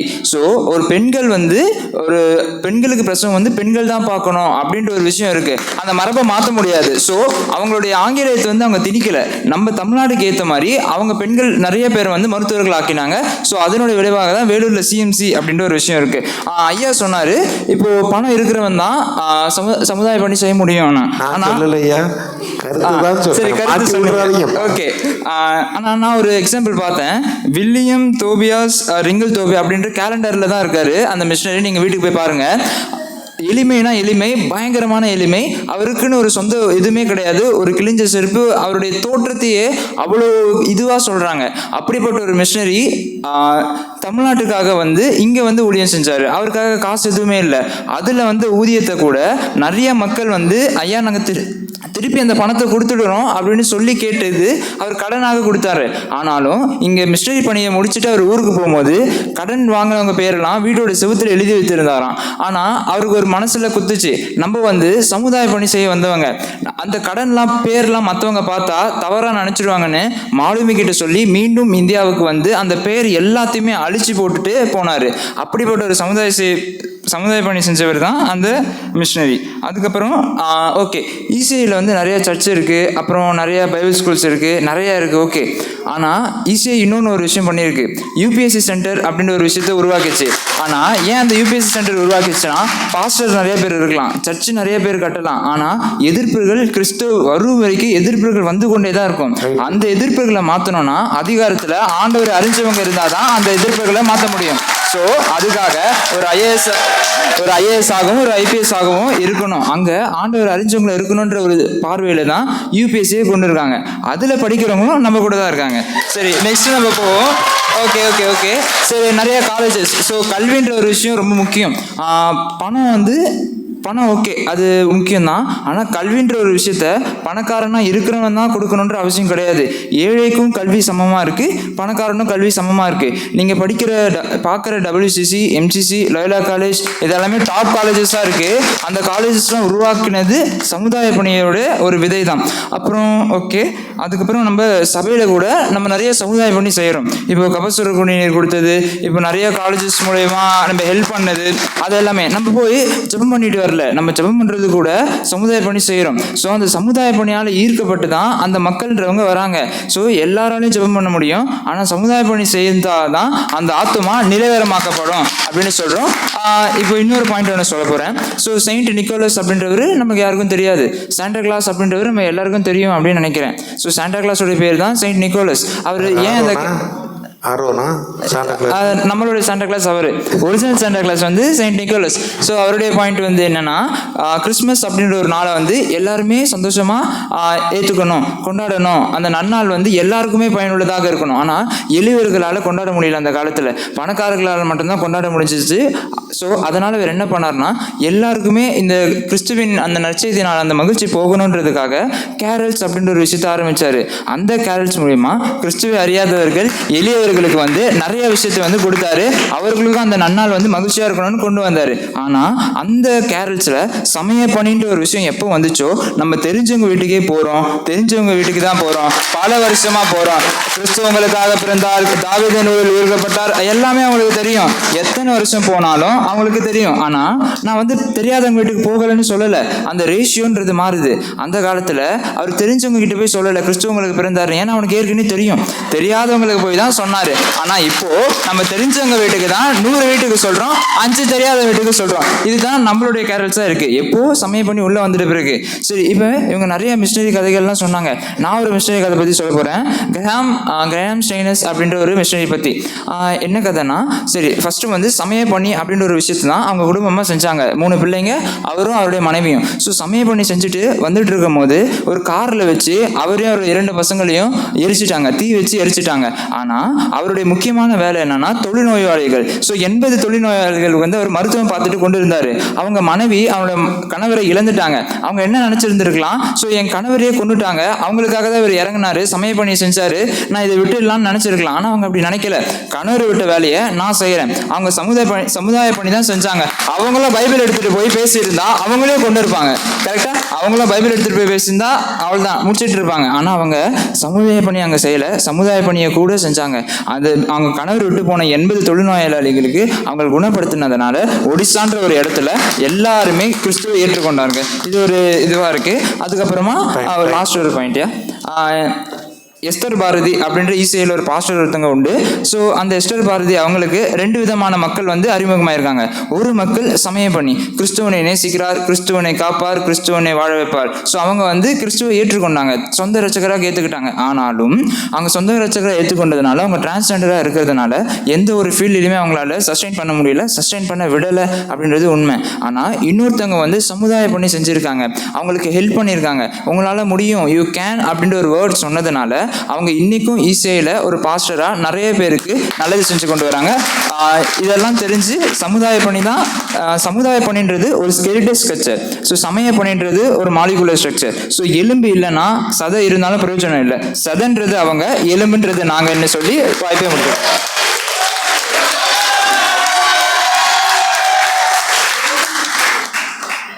எலும்பு குறித்து அழகாக பேசியிருக்கிறார், பாராட்டுக்கள். சதை குறித்து பேசியிருக்கிறார். கர்த்தர் அவரை நினைவு கூறுவாராக. நல்ல பாயிண்ட். குறிப்பாக அவர் ரொம்ப கேரளில் ரொம்ப பாதிக்கப்பட்டிருக்காருன்னு தெரியுது. கேரளில் போயிட்டு அந்த சாண்டா கிளாஸில் ஆரம்பித்து அப்புறம் கேலண்டரை பார்த்து கேலண்டர் கொடுக்கறது, சாண்டா கிளாஸை பார்க்கறது, விசுவாசி வீட்டுக்குள்ள போய் இயேசுவை நேசிக்கிறார், இயேசு கிறிஸ்து பிறந்திருக்கான்னு சொல்லு, இதனால் ரொம்ப பாதிக்கப்பட்டிருக்கிறான். இன்னைக்கு சாயந்தரம் வருவானாங்கிறது சந்தேகமாக தான் இருக்கு. சிறந்த கருத்துக்களை குறிப்பாக முதல்ல பாராட்டுறதுக்கு என்னன்னு சொன்னால் அவருடைய ஞானத்தை பாராட்டுகிறேன். அந்த கேலண்டரில் உள்ள அந்த மிஷினரி லைஃப்பை ஆராய்ந்து படிச்சிருக்கிறான். அதோடு கூட அடிஷ்னலாக நம்முடைய கிரஹாம் ஸ்டெயின்ஸ் அவங்களுடைய வாழ்க்கையை படிச்சிருக்கிறான். அந்த அடிப்படையிலாக படித்திருக்கிறார். இதன் அடிப்படையிலாக தன்னுடைய கருத்துக்களை முன்வைத்திருக்கிற ஜான்சனுக்கு முதலாவது பாராட்டு தெரிவித்திருக்கிறேன். கடவுளுடைய கடைசியாக ஒரு பாயிண்ட் சொன்னார். எப்படின்னா சமயப்படி இயேசுவை நேசிக்கிறான்னு சொல்லிட்டு அப்படியே விட்டுட்டாங்க இந்த பாரதியின் ஒரு அம்மா வச்சு. ஆனால் ஒரு நபர் ஒன்னால முடியும்னு சொல்லி அவங்க லைஃப்ல ஒரு மாற்றத்தை கொடுத்தாரு, அதனால அவங்க ஒரு வாழ்க்கை வந்து அப்படின்னு சொல்லியிருக்கிறார். ஆக இப்போ ஒன்றுக்கு ஒன்றா நிற்கிற வேண்டிய சூழல் இப்போ இறுதி கட்டத்தில் வந்திருக்கிறாங்க. ஜான்சனா சாமுவேலா அப்படின்னு நிற்கிறதுக்கு இப்போ அதுக்கு சமயப்படி தான் அப்படின்னு ஸ்ட்ராங்காக பேச சாமுவேல் அழைக்கிறேன்.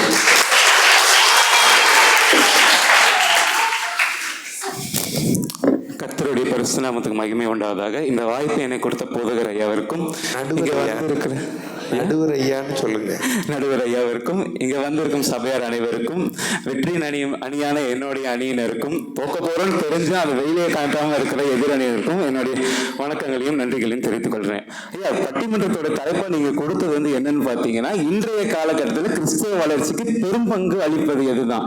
ஒருத்தர் என்னடானா அந்த காலத்துக்கு போயிடுறாங்க, 1900 இவங்க பண்ணாங்க இப்படி பண்ணாங்க, இந்த காலத்துல எல்லாம் விட்டுட்டாங்களே. அதானே ஏமா இதெல்லாம் நாட்களை கவனிக்காண்டவாமா, தலைப்பு சரியா கவனிக்கல போலுங்க. ஐயா, கிறிஸ்தவ வளர்ச்சி என்றது வந்து நம்ம சர்ச்சில் இத்தனை பேர் வந்திருக்காங்க, இன்னைக்கு இத்தனை பேர் வந்து நமக்கு சாப்பாடு போட, இத்தனை பேர் வந்து சபைக்கு வந்து அட்டென்ட் பண்ணியிருக்காங்க, அது கிடையாது. ஒருத்தர் வந்து உள்ளான மனுஷன்ல எவ்வளவு வளர்றான், அதுதான் மனுஷருக்கும் கடவுளுக்கும் இருக்கிற அந்த உறவு எவ்வளவு பலப்படுது என்றதுதான் கிறிஸ்தவ வளர்ச்சி.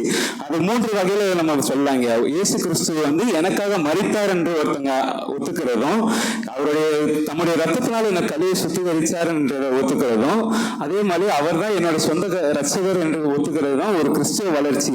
அதை தான் இயேசு கிறிஸ்து வந்து லூக்கா 15:7 சொன்னாரு, மனம் திரும்புகிற ஒரு பாவி நிமித்தம் பரலோகத்தில் மிகுந்த சந்தோஷம் உண்டாயிருக்கு என்று சொன்னாரு. அப்போ சமய பணியினாலதான் ஒரு பாவி மனம் திரும்புறாரு, அதனாலதான் பரலோகத்தில் சந்தோஷம் ஏற்படுது. இதுதான உண்மையான கிறிஸ்துவ வளர்ச்சின்னு நான் சொல்றேன்.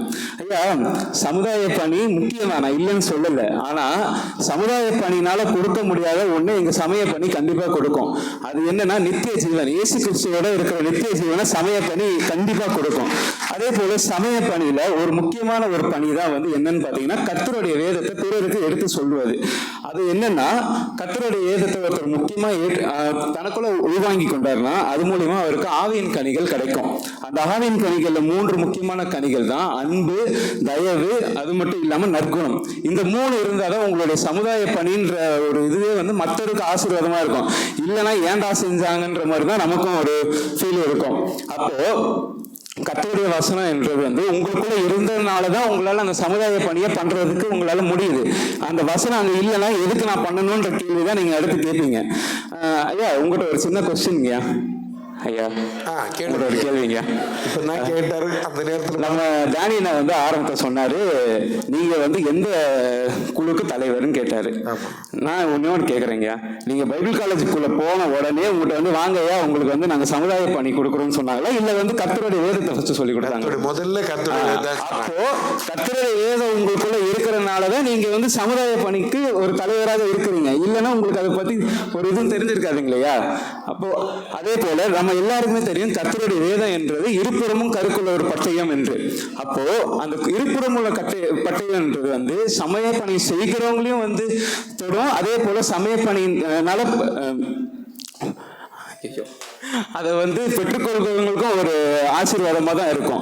ஏன்னா நீங்க சமய பணி செய்யறதுனால புதுசா வந்து ஒரு கிறிஸ்தவர்கள் மட்டும் நீங்க வந்து உள்ள ஏற்றுக்கொள்ளல. ஏற்கனவே நான் கிறிஸ்டியன் ஊர் ஃபுல்லா சொல்லிட்டு தனிப்பட்ட வாழ்க்கையில பாவ வாழ்க்கையில இருக்கிறவங்களையும் தேவன் கிட்ட நீங்க கிட்டி சேர்க்கிறீங்க. அதுதாங்க சமய பணி. அதுதான் கிறிஸ்துவ வளர்ச்சியாகவும் இருக்குது. இந்த சமய பணியில இன்னும் ஒரு அழகான விஷயம்னா அது வந்து ரெண்டு அழகான விஷயம் அதுல இருக்கு. ஒண்ணு வந்து பாத்தீங்கன்னா அது வந்து பாவம் செய்யறவங்களை கண்டிக்கவும் செய்யும். அதே சமயத்துல ஒருத்தருக்கு வந்து ஆறுதலாகவும் இருக்கும். உதாரணத்துக்கு பாத்தீங்கன்னா கையோடு காலும் சேர்த்து பல பாவம் செஞ்சோனா அந்த தேக மோட்சம் போகாது, அதை தரித்து போடு, இப்படி சொல்லி ஒருத்தரை வந்து கண்டிக்கவும் செய்யும். அதே சமயத்துல கண்ணீரெல்லாம் துடைப்பார், கண்மாலி தேல் காப்பார், இப்படி சொல்லி ஒருத்தருக்கு ஆறுதலாகவும் இருக்குதுங்க. ஐயா சாம்சலக்கா உங்கள்கிட்ட ஒரு கேள்வி. நீங்க ஒரு நர்ஸா இருக்கீங்க, ஹாஸ்பிட்டல்ல ஒருத்தவங்க வந்து தன்னுடைய கடைசி நேரத்துல இருக்காங்க. அப்போ போயிட்டு அம்மா நான் உன்னோட ஃபீஸ் எல்லாத்தையும் நான் கட்டிடுறேன், உன்னை நான் சாப்பாடு கூட நான் கொடுத்துடுறேன் அப்படின்னு சொன்னா அவங்களுக்கு அது பயனா இருக்குமா? இல்ல கடைசி நேரத்துல அவங்களுக்கு இயேசு கிறிஸ்துவை பத்தி சொல்லி அவங்க அதை ஏற்றுக்கொண்டு இயேசு கிறிஸ்துவ வந்து தன்னுடைய சொந்த ரசிகராக ஏற்றுக்கொள்றதுனால அவங்களுக்கு அது பயமா இருக்குமா? எது அந்த கடைசி நேரத்துல எது பயனுள்ளதா இருக்கும்? கடைசி நேரத்துல எது அவங்களுக்கு தேவை? அது வந்து அவங்களுக்கு உலக வாழ்க்கையில தான் நன்மையை தரும். நித்திய வாழ்க்கை யார் பாப்பா? உலக வாழ்க்கைக்கு தான் அவங்க கொடுக்குற அந்த சமுதாய பணி தேவைப்படும். நித்திய வாழ்க்கைக்கு யார் கூட்டு போவா?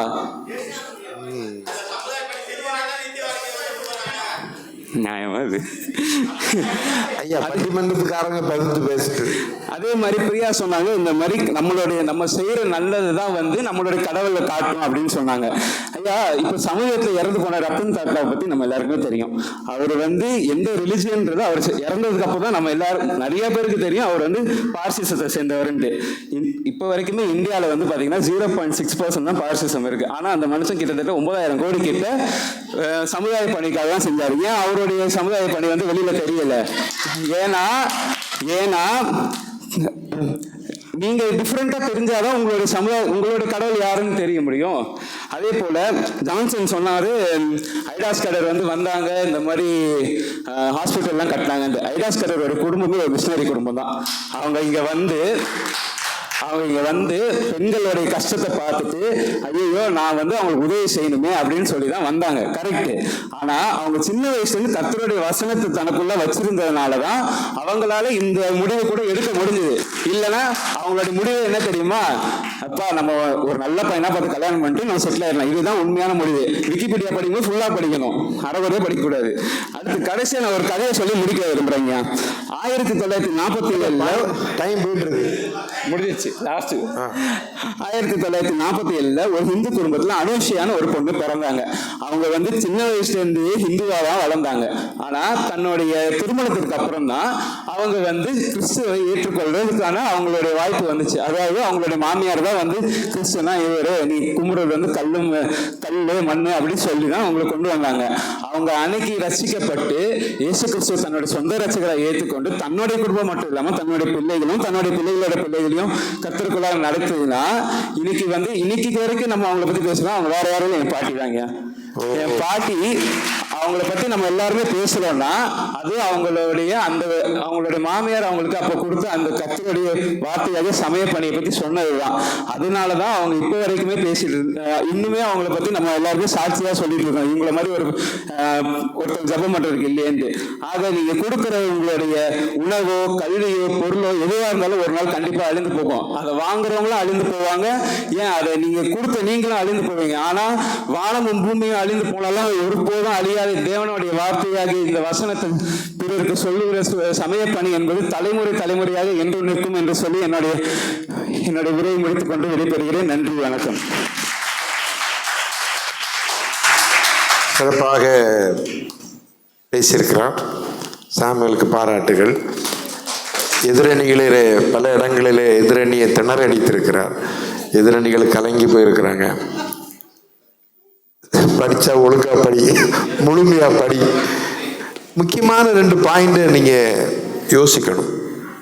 சமய பணிக்காக பேசும்பொழுது வைத்த முக்கிய குறிப்பு என்னென்னா, நீங்கள் சமய பணியை நீங்கள் செய்ய விரும்புனீங்கன்னா, உங்களுக்குள்ளாக சமுதாய பணி நீங்கள் செய்ய விரும்பினீங்கன்னா, சமயத்தால் உங்களுக்கு உள்ளத்தில் ஒரு மாற்றங்கள் நன்மைகள் உங்களுக்குள்ள நடந்தால் மட்டுமே அப்படிப்பட்ட நபர்கள் மூலமாக செய்யப்படுகிற சமுதாய பணி தான் பலன் தரும். இல்லாட்டா அது நீ பாட்டுக்கு எப்படியோ ஒரு வாழ்க்கையை வாழ்ந்துட்டு நான் அதை கொடுத்தேன் இதை கொடுத்தேன்னு சொன்னால் அது எந்த பலனும் கிடையாதுயா அப்படின்னு ஒரு ஸ்ட்ராங்கான பாயிண்ட், அது ஒரு வேலிடான பாயிண்ட். ஆகவே ஒரு சமுதாய பணியை ஊக்கப்படுத்துவதும் சமுதாய பணியை நல்லபடியாக பலனுள்ளதாக மாற்றக்கூடியதும் சமய பணி தான் அப்படின்னு எழுதி வச்சிருக்கிறார். இன்னொன்று முக்கியமான ஒரு கருத்து, நீங்கள் என்ன செய்தாலும் ஒரு மனிதனுக்கு நீ ஒரு ஸ்கூலை கட்டி கொடுத்தாலும் வாழ்க்கையில் என்னென்னலாம் அவனுக்கு நன்மையை செய்தாலும் என்ன செய்தாலும் சரி, எல்லாமே நிரந்தரம் இல்லை, எல்லாமே அழிஞ்சு போயிடும். ஆனால் நீ கொடுக்குற சமய பணி கிறிஸ்துவை அறிமுகப்படுத்தி அவளுக்கு நித்திய வாழ்வு கொடுத்து பாவ மன்னிப்பை பற்றி சொல்லி அவளுக்கு கொடுக்கறது தான் நிலைத்திருக்கும்னு சொல்லிட்டார். அது மிக முக்கியமான பாயிண்ட். சரிதானே? ஆக இப்படி ஒரு ஸ்ட்ராங்கான ஒரு கருத்துக்களை முன் வச்சு காத்திருக்காங்க. முதல் சுற்று முடிஞ்சிருக்கு. 2வது சுற்றுக்காக இறுதி 2 நிமிஷம் மட்டும்தான் இப்போ அந்த தலைவர்களுக்கு வாய்ப்பு. முடிவுரை அவங்க சொன்ன கருத்துக்களை அடிப்படையாக வைத்து 2 நிமிடம் மட்டும்தான் பேசுவாங்க. 2 தலைவர்களுக்கும் வாய்ப்பு இருக்கு. ஆகவே இப்போ இறுதியாக தன்னுடைய அணியினுடைய அப்படி சரிஞ்சிருக்கிற அணியை தூக்கி நிறுத்துக்காக அருமையான அவர் ஏற்கனவே தலைவர் இந்த பக்கம் பாயிண்ட் சொல்ல கைத்தட்டுறாரு. இதுவே அந்த டீமை ரொம்ப தோக்கடிக்க வைக்க மாதிரி கீழே மாற போயிட்டு இருந்தார். ஆனாலும் மனம் திரும்பி இருக்கிறார் நம்புறேன். இப்போ தலைவர் முன்பதாக வந்து தன்னுடைய சமுதாய பணியே வளர்ச்சிக்கு முக்கிய காரணம் என்ற கருத்தை வைக்க அருமையான டேனியலை அவர்களை அழைக்கிறேன். நடுவர் அவர்களே, கை தட்டினீங்க அப்படின்னு சொன்னீங்க. எதுக்காக தட்டணும்னா நமக்கு நல்ல பாயிண்ட் எடுத்து கொடுத்துருக்காங்கன்னு கை தட்டணும். நீங்க தப்பா எடுத்துக்காதீங்க. நான் தான் மறந்துட்டேன். சமய பணியினால்தான் அது இது. தலைப்பு என்ன? இன்றைய கிறிஸ்துவ வளர்ச்சிக்கு அதிக பங்களிப்பு வைப்பது சமய பணியா சமுதாய பணியா? அதுதான் டாபிக். அதை விட்டுட்டு நீங்க வந்து செத்ததுக்கு அப்புறம் எங்க போய் இந்த இதெல்லாம் பேசாதீங்கயா. தெளிவா சொல்லுங்க. இன்னைக்கு வளர்ச்சிக்கு எது? அதுதான் முக்கியம் எங்களுக்கு. கீயா வண்டி ஓடணும், முன்னேற போகணும்னா என்ன வேணும்? கீ ஸ்டார்ட் பண்ணாதான், இன்ஜினை ஸ்டார்ட் பண்ணாதான், கீயை போட்டால் தான் இன்ஜின் ஸ்டார்ட் ஆகும். அந்த வளர்ச்சிக்கு எது தேவை? அந்த கீயை கொடுத்தா தான் நம்ம வண்டி மூவ் ஆகணும். அந்த முதல் பேஸ் எது? எக்ஸ்ட்ரா இருக்கணும். ஐயா என்ன 3000 1,00,000 சபைகள் ஓகே. ஒரு பொண்ணு, ஐயா நான் உங்களை முன்னாடி பார்த்துருக்கேன், முதலமைச்சரை பார்த்து சொல்கிறாங்க, எப்போம்மா பார்த்தேன்னு சொல்லும் போது அவங்க என்ன சொன்னாங்க, நீங்கள் அந்த சர்ச்சுக்கு வந்தீங்க அப்போ பார்த்தேன் அப்படின்னு சொல்லிச்சா? கிடையாது. ஐயா எஸ்ரா சர்குண ஐயா மூலமாக எங்களுக்கு gift கொடுத்தீங்களே அப்போ பார்த்தேன்னு சொல்லியிருக்கு. எங்கே வளருது? அதுதானே வளர்ச்சி. அப்போ கேட்குறாங்க பக்கத்தில் இருக்கவங்க, எஸ்ரா சர்குண என்ன பண்ணாருன்னு கேட்குறாங்க. ஐயா அது அடுத்த சமூகத்தை சேர்ந்தவங்க கேட்குறாங்க, கிறிஸ்துவம் அங்கே வளருதா இல்லையா? வளர்த்துச்சு. ஒத்துக்கிட்டு ஆகணும். கேலண்டரில் அத்தனை மிஷினரிமார்கள் இருக்காங்க, அவங்க எல்லாம் சுவிசேஷம் சொன்னாங்க, எல்லாம் வாஸ்தவம் தான். கீ அவங்களுடைய கீ என்னன்னா சமுதாய பணி. அதை தான் இங்கே பதிவு பண்ணுவோம். இன்றைய வளர்ச்சிக்கு கிறிஸ்தவம் இன்னைக்கு இவ்வளோ தூரம் வளர்ந்துருக்குன்னா அதோடைய மெயின் காரணமே சமுதாய பணி தான் நாங்கள் சொல்ல வரோம். சென்னையில் எத்தனை வேதாகம கல்லூரி இருக்குது அப்படின்னு கேட்டால் மக்களுக்கு யாருக்கா தெரியுமானா தெரியாது. சென்னையில் கல்லூரிகள் எத்தனை இருக்குது அப்படின்னு சொன்னாங்கன்னா முதல்ல சொல்கிறது கிறிஸ்தவ கல்லூரியை தான் சொல்கிறாங்க. ஏன்? அதுதான் கீ பேஸ். அப்புறம் பாஸ்டர் ஐயா பற்றி சொன்னாங்க. மறுபடியுமா டைம் ஆச்சு. பாஸ்டர் ஐயா பற்றி சொன்னாங்க, ஐயா நீங்கள் சமய பணிக்கு போனதுனால தானே சமுதாய பணி பண்ணீங்க அப்படின்னாங்க. வாஸ்தவம் தான். இந்த சபைக்கு பிஷப்மார்கள் வந்தாங்க, ஏரியா டைரக்டர் வந்தாங்க, எல்லாரும் வந்து ஜான் டேவிட் நல்லா பிரசங்கம் பண்ணுவார், ஜான் டேவிட் பைபிள் காலேஜ் எடுக்கிறார், அது பண்ணுறார், இது வந்தவங்க எல்லாம் ஒரே ஒரு காரியம் தான் சொன்னாங்க, ஜான் டேவிட் எங்கள் சபைக்கு வந்து சமுதாய பணி செஞ்சார், ஜான் டேவிட் எங்கள் சபைக்கு வந்து சமுதாய பணி செஞ்சாருன்னா சொன்னாங்க. நான் வேணா ஏதோ இந்த மேடைக்காக போய் சொல்லலாம். ஐயா பக்கத்தில் ஆன்ட்டி இருக்காங்க, அவங்க தான் கேட்டாங்க, நீங்கள் அவங்களே சாட்சியாக எடுத்துக்கோங்க, எங்களை விட்டுருங்க, நாங்கள் பக்கத்துலேயே வச்சிரு. அதுதான். அதனால தான் சொல்லணும், நான் ஆரம்பத்துலேயே சொன்னேன், ஆன்ட்டி வந்து எங்களுக்காக வந்து ஐயாவை பற்றி சொல்லுங்கன்னு சொல்லி எங்களுக்கு வாய்ப்பு கொடுத்துருக்காங்க. நன்றி நன்றி. டைம் போச்சு. ஐயா கடைசியாக ஒரே ஐயா, ஏழைக்கு இறங்கிறவன் கர்த்தருக்கு கடன் கொடுக்கிறான். இந்த கிறிஸ்தவம் வளர்ந்ததுக்கு காரணமே வந்து சமுதாய பணியே என்று சொல்லி எங்களுக்கு வெற்றி வாய்ப்பினை தருவீர்கள் என்று விசுவாசத்தோடு நாங்கள் அமைகிறோம். நன்றி, வணக்கம். தன்னுடைய இறுதி சுற்று வாதத்தை சிறப்பாக வைத்திருக்கிறார். முதல்ல என்ன இழுத்தாங்க, கடைசியில் நம்ம இழுத்தார். ஏன்னா அவர் மூப்பர்னால நம்ம கூட பாஸ்டர் கூடையிலேயே பயணிக்கணும்னு விரும்புகிறார். நல்ல மூப்பர், அதற்காக ஆண்டவருக்கு நன்றி செலுத்துகிறேன். தன்னுடைய கருத்துக்களை வாதங்களை வைத்திருக்கிறாங்க. சமுதாய பணி தான் எல்லாத்துக்கும் எப்படியா தெரிய போகுது? யாருக்காவது தெரியுமா நீ கிறிஸ்தவனா இல்லையான்னு? ஆனால் ஒரு 4 காரியங்கள் செய்யும் பொழுது பாருங்கள், ஒரு கிறிஸ்டியன் WCC எவ்வளோ அழகாக தெரியுது, MCC எப்படி இருக்குது, எல்லாம் கிறிஸ்தவம் கட்டினதுன்னு ஒரு பெரிய பேர் இருக்கா இல்லையா? அப்போ கிறிஸ்தவத்துக்கு ஒரு நல்ல பேரை கொடுத்தது என்னது? சமுதாய பணி தான். நீங்கள் என்னதை சொல்லிட்டு இருக்கீங்கிறாங்க. சரி, இவங்க என்ன கடைசியாக நாங்கள் என்ன சொல்லி முடிக்க போகிறோம்? உண்மையிலே இதை எங்களுடைய அணியை ஸ்ட்ராங் பண்ணதுக்காக போதுகிறமாவே கடைசி சுற்று இறுதி சுற்றுக்காக அழைக்கிறேன். மீண்டும் ஒரு வாய்ப்பு கொடுத்ததற்கு நான் நன்றி செலுத்துகிறேன். நீங்கள் இங்கே உட்கார்ந்துருக்கிறீங்கல்ல, நீங்கள் எல்லாரும் எப்படி வந்தீங்க? சமுதாய பணி செய்தது நிமித்தமாக இங்கே வந்து உட்கார்ந்துருக்கிறீங்களா? சமய பணியின் மூலமாக நீங்கள் உட்கார்ந்துருக்கிறீங்களா? இந்த சமுதாய வளர்ச்சி நிமித்தமாக சமய வளர்ச்சி நிமித்தமாகத்தான் நீங்கள் அனைத்து பேரும் நம்முடைய முன்னாடி பின்னாடி ஒரு போர்டு வச்சுருக்கிறாங்க பாருங்கள், 10 போதக பிதாக்கள். இவர்களுடைய நற்செய்தி பணியினால்தானே நீங்கள் அனைவரும் இந்த இடத்துல வந்து உட்கார்ந்து இருக்கிறீர்கள் என்று சொன்னால் அது சமயப்பணி ஒரு முக்கிய பங்கு வகித்திருக்கிறது என்பது இந்த சமயப்பணி வளர்ச்சியடைவதற்கு ஒரு முக்கிய பங்காளியாக காணப்படுகிறது அல்லவா?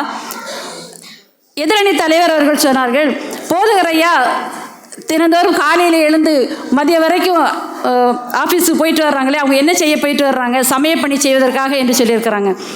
ஆனால் அவருடைய சமுதாய பணியை செய்வதற்காக என்று சமய பணியை அடிப்படையாக வைத்துத்தான் அவர்களுக்கு அந்த சமுதாய பணியை கொடுத்திருக்கிறார்கள். ஆகவே இந்திய சமூக வளர்ச்சிக்கு பெரும் பங்களிப்பு வகிப்பது சமய பணியே என்பதை நான் கூறிக்கொள்கிறேன். அது மட்டுமல்ல, கிறிஸ்தவ வளர்ச்சி அந்த சமயமானது நித்திய வரைக்கும் நமக்கு கொண்டு செல்லும். ஆனால் இந்த உலகத்திலே செய்யப்படுகிற சமுதாய பணி இதோடு முடிந்து விடுகிறது. ஆனால் சமய பணி அப்படி அல்ல. சமய பணி நம்மை நித்திய வரைக்கும் கொண்டு செல்லக்கூடியதாக காணப்படுகிறது. ஆகவே தான் நான் கூறுகிறேன், இந்திய கிறிஸ்தவ வளர்ச்சிக்கு மிகவும் பெரும் பங்களிப்பு வகிப்பது சமய பணியே என்று கூறிக்கொள்கிறேன். வில்லியம் கேரி என்று சொல்லக்கூடிய இங்கிலாந்து நாட்டிலிருந்து வந்த கிறிஸ்தவ மிஷனரி ஒருவரை நான் கூற விரும்புகிறேன். அவர் வந்து அதாவது கிறிஸ்துவை அறிவிப்பதற்காக இங்கிலாந்திலிருந்து நம்முடைய இந்தியாவிற்கு வந்த ஒரு நபர். தன்னுடைய மகன் இறந்து போகிறான். சுவிசேஷம் அறிவிக்க வந்தவருக்கு ஏற்பட்ட நிலை, அந்த நிலையிலும் தனது மகனை என்ன செய்கிறார், அடக்கம் பண்ண சவக்குழியை தோண்டி தானே அடக்கம் செய்தார். எத்தனை ஒரு பெரிய தியாகம்! அப்படிப்பட்ட தியாகங்களை எல்லாம் செய்து தான் இந்த கிறிஸ்தவ சமயத்தை அவர்கள் பரப்பி இருக்கிறார்கள். தான் ருசித்த இயேசுவை மற்ற இந்தியர்களும் அறிய வேண்டும் என்பதற்காக அவர் என்ன செய்கிறார், வேதாகமத்தை என்ன செய்கிறார், மொழி மாற்றம் செய்வதற்காக அநேக காகிதங்களை அவர் வைத்திருக்கிறார். அந்த காகிதங்கள் அனைத்தும் தீயில் கருகி போகிறது. அப்படி இருந்தும் அவர் என்ன செய்கிறார், முயற்சி பண்ணி இரவு பகலாக இருந்து 27 மொழிகளிலே மொழிபெயர்த்து அந்த வேதாகமத்தை கொடுத்திருக்கிறார் என்று சொன்னால் இந்திய கிறிஸ்தவ வளர்ச்சிக்கு சமயப்பணி பெரிய பங்காற்றுகிறது அல்லவா? நடுவர் அவர்களே, நீங்கள் உங்களுடைய சமய பணியால் தான் இன்று அநேகர் ஆண்டவருடைய சத்தியத்தை அதிகமாக அறிந்து கொண்டிருக்கிறோம். வேதத்தை எப்படியெல்லாம் போதித்தால் மக்கள் ஆண்டவரை அறிந்து கொள்வார்கள், நித்தியத்திற்கு என் கையிலே கொடுக்கப்பட்ட ஜனங்களை நான் கொண்டு செல்வேன் என்று சொல்லி நீங்கள் சமய பணி ஆற்றுகிறீர்கள் அல்லவா? அது எவ்வளோ பெரிய மகத்தான ஒரு காரியம்.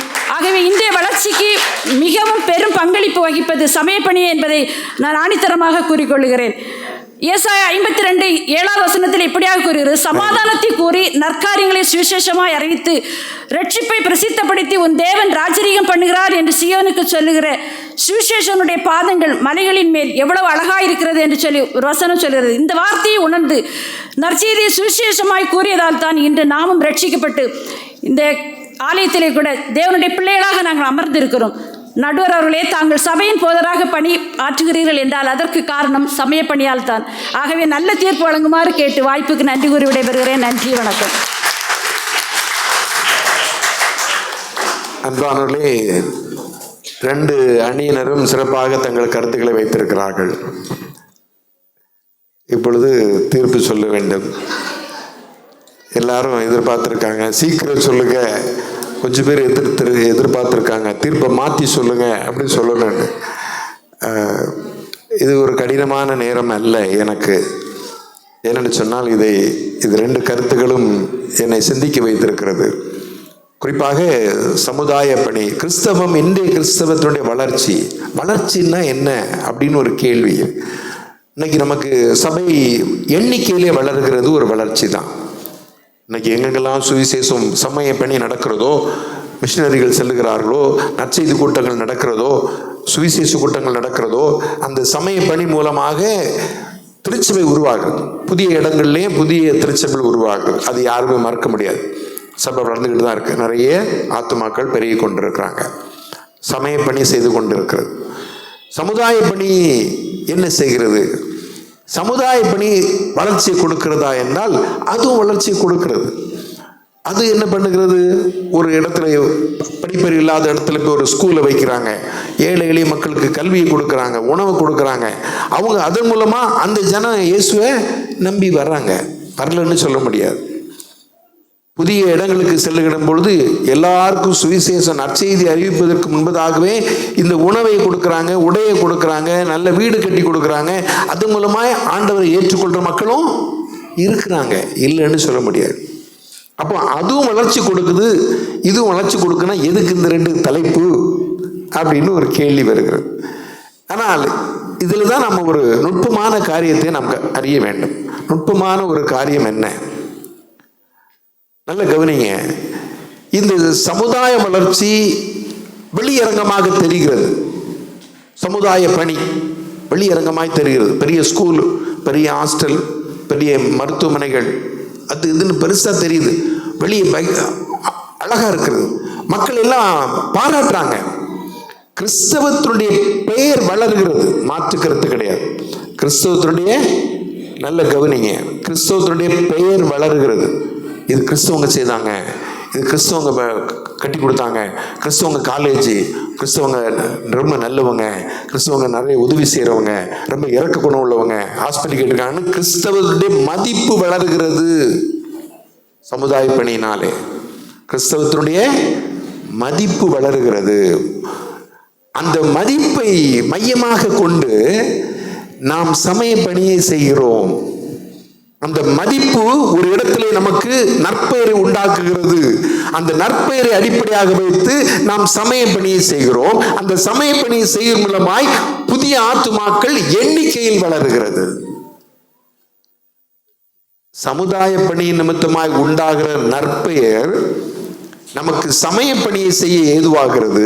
அந்த சமய பணி செய்யும் பொழுது சபை எண்ணிக்கையிலே வளர்கிறது. ஆக 2 பணியும் கிறிஸ்தவத்தை வளர்க்கிறது.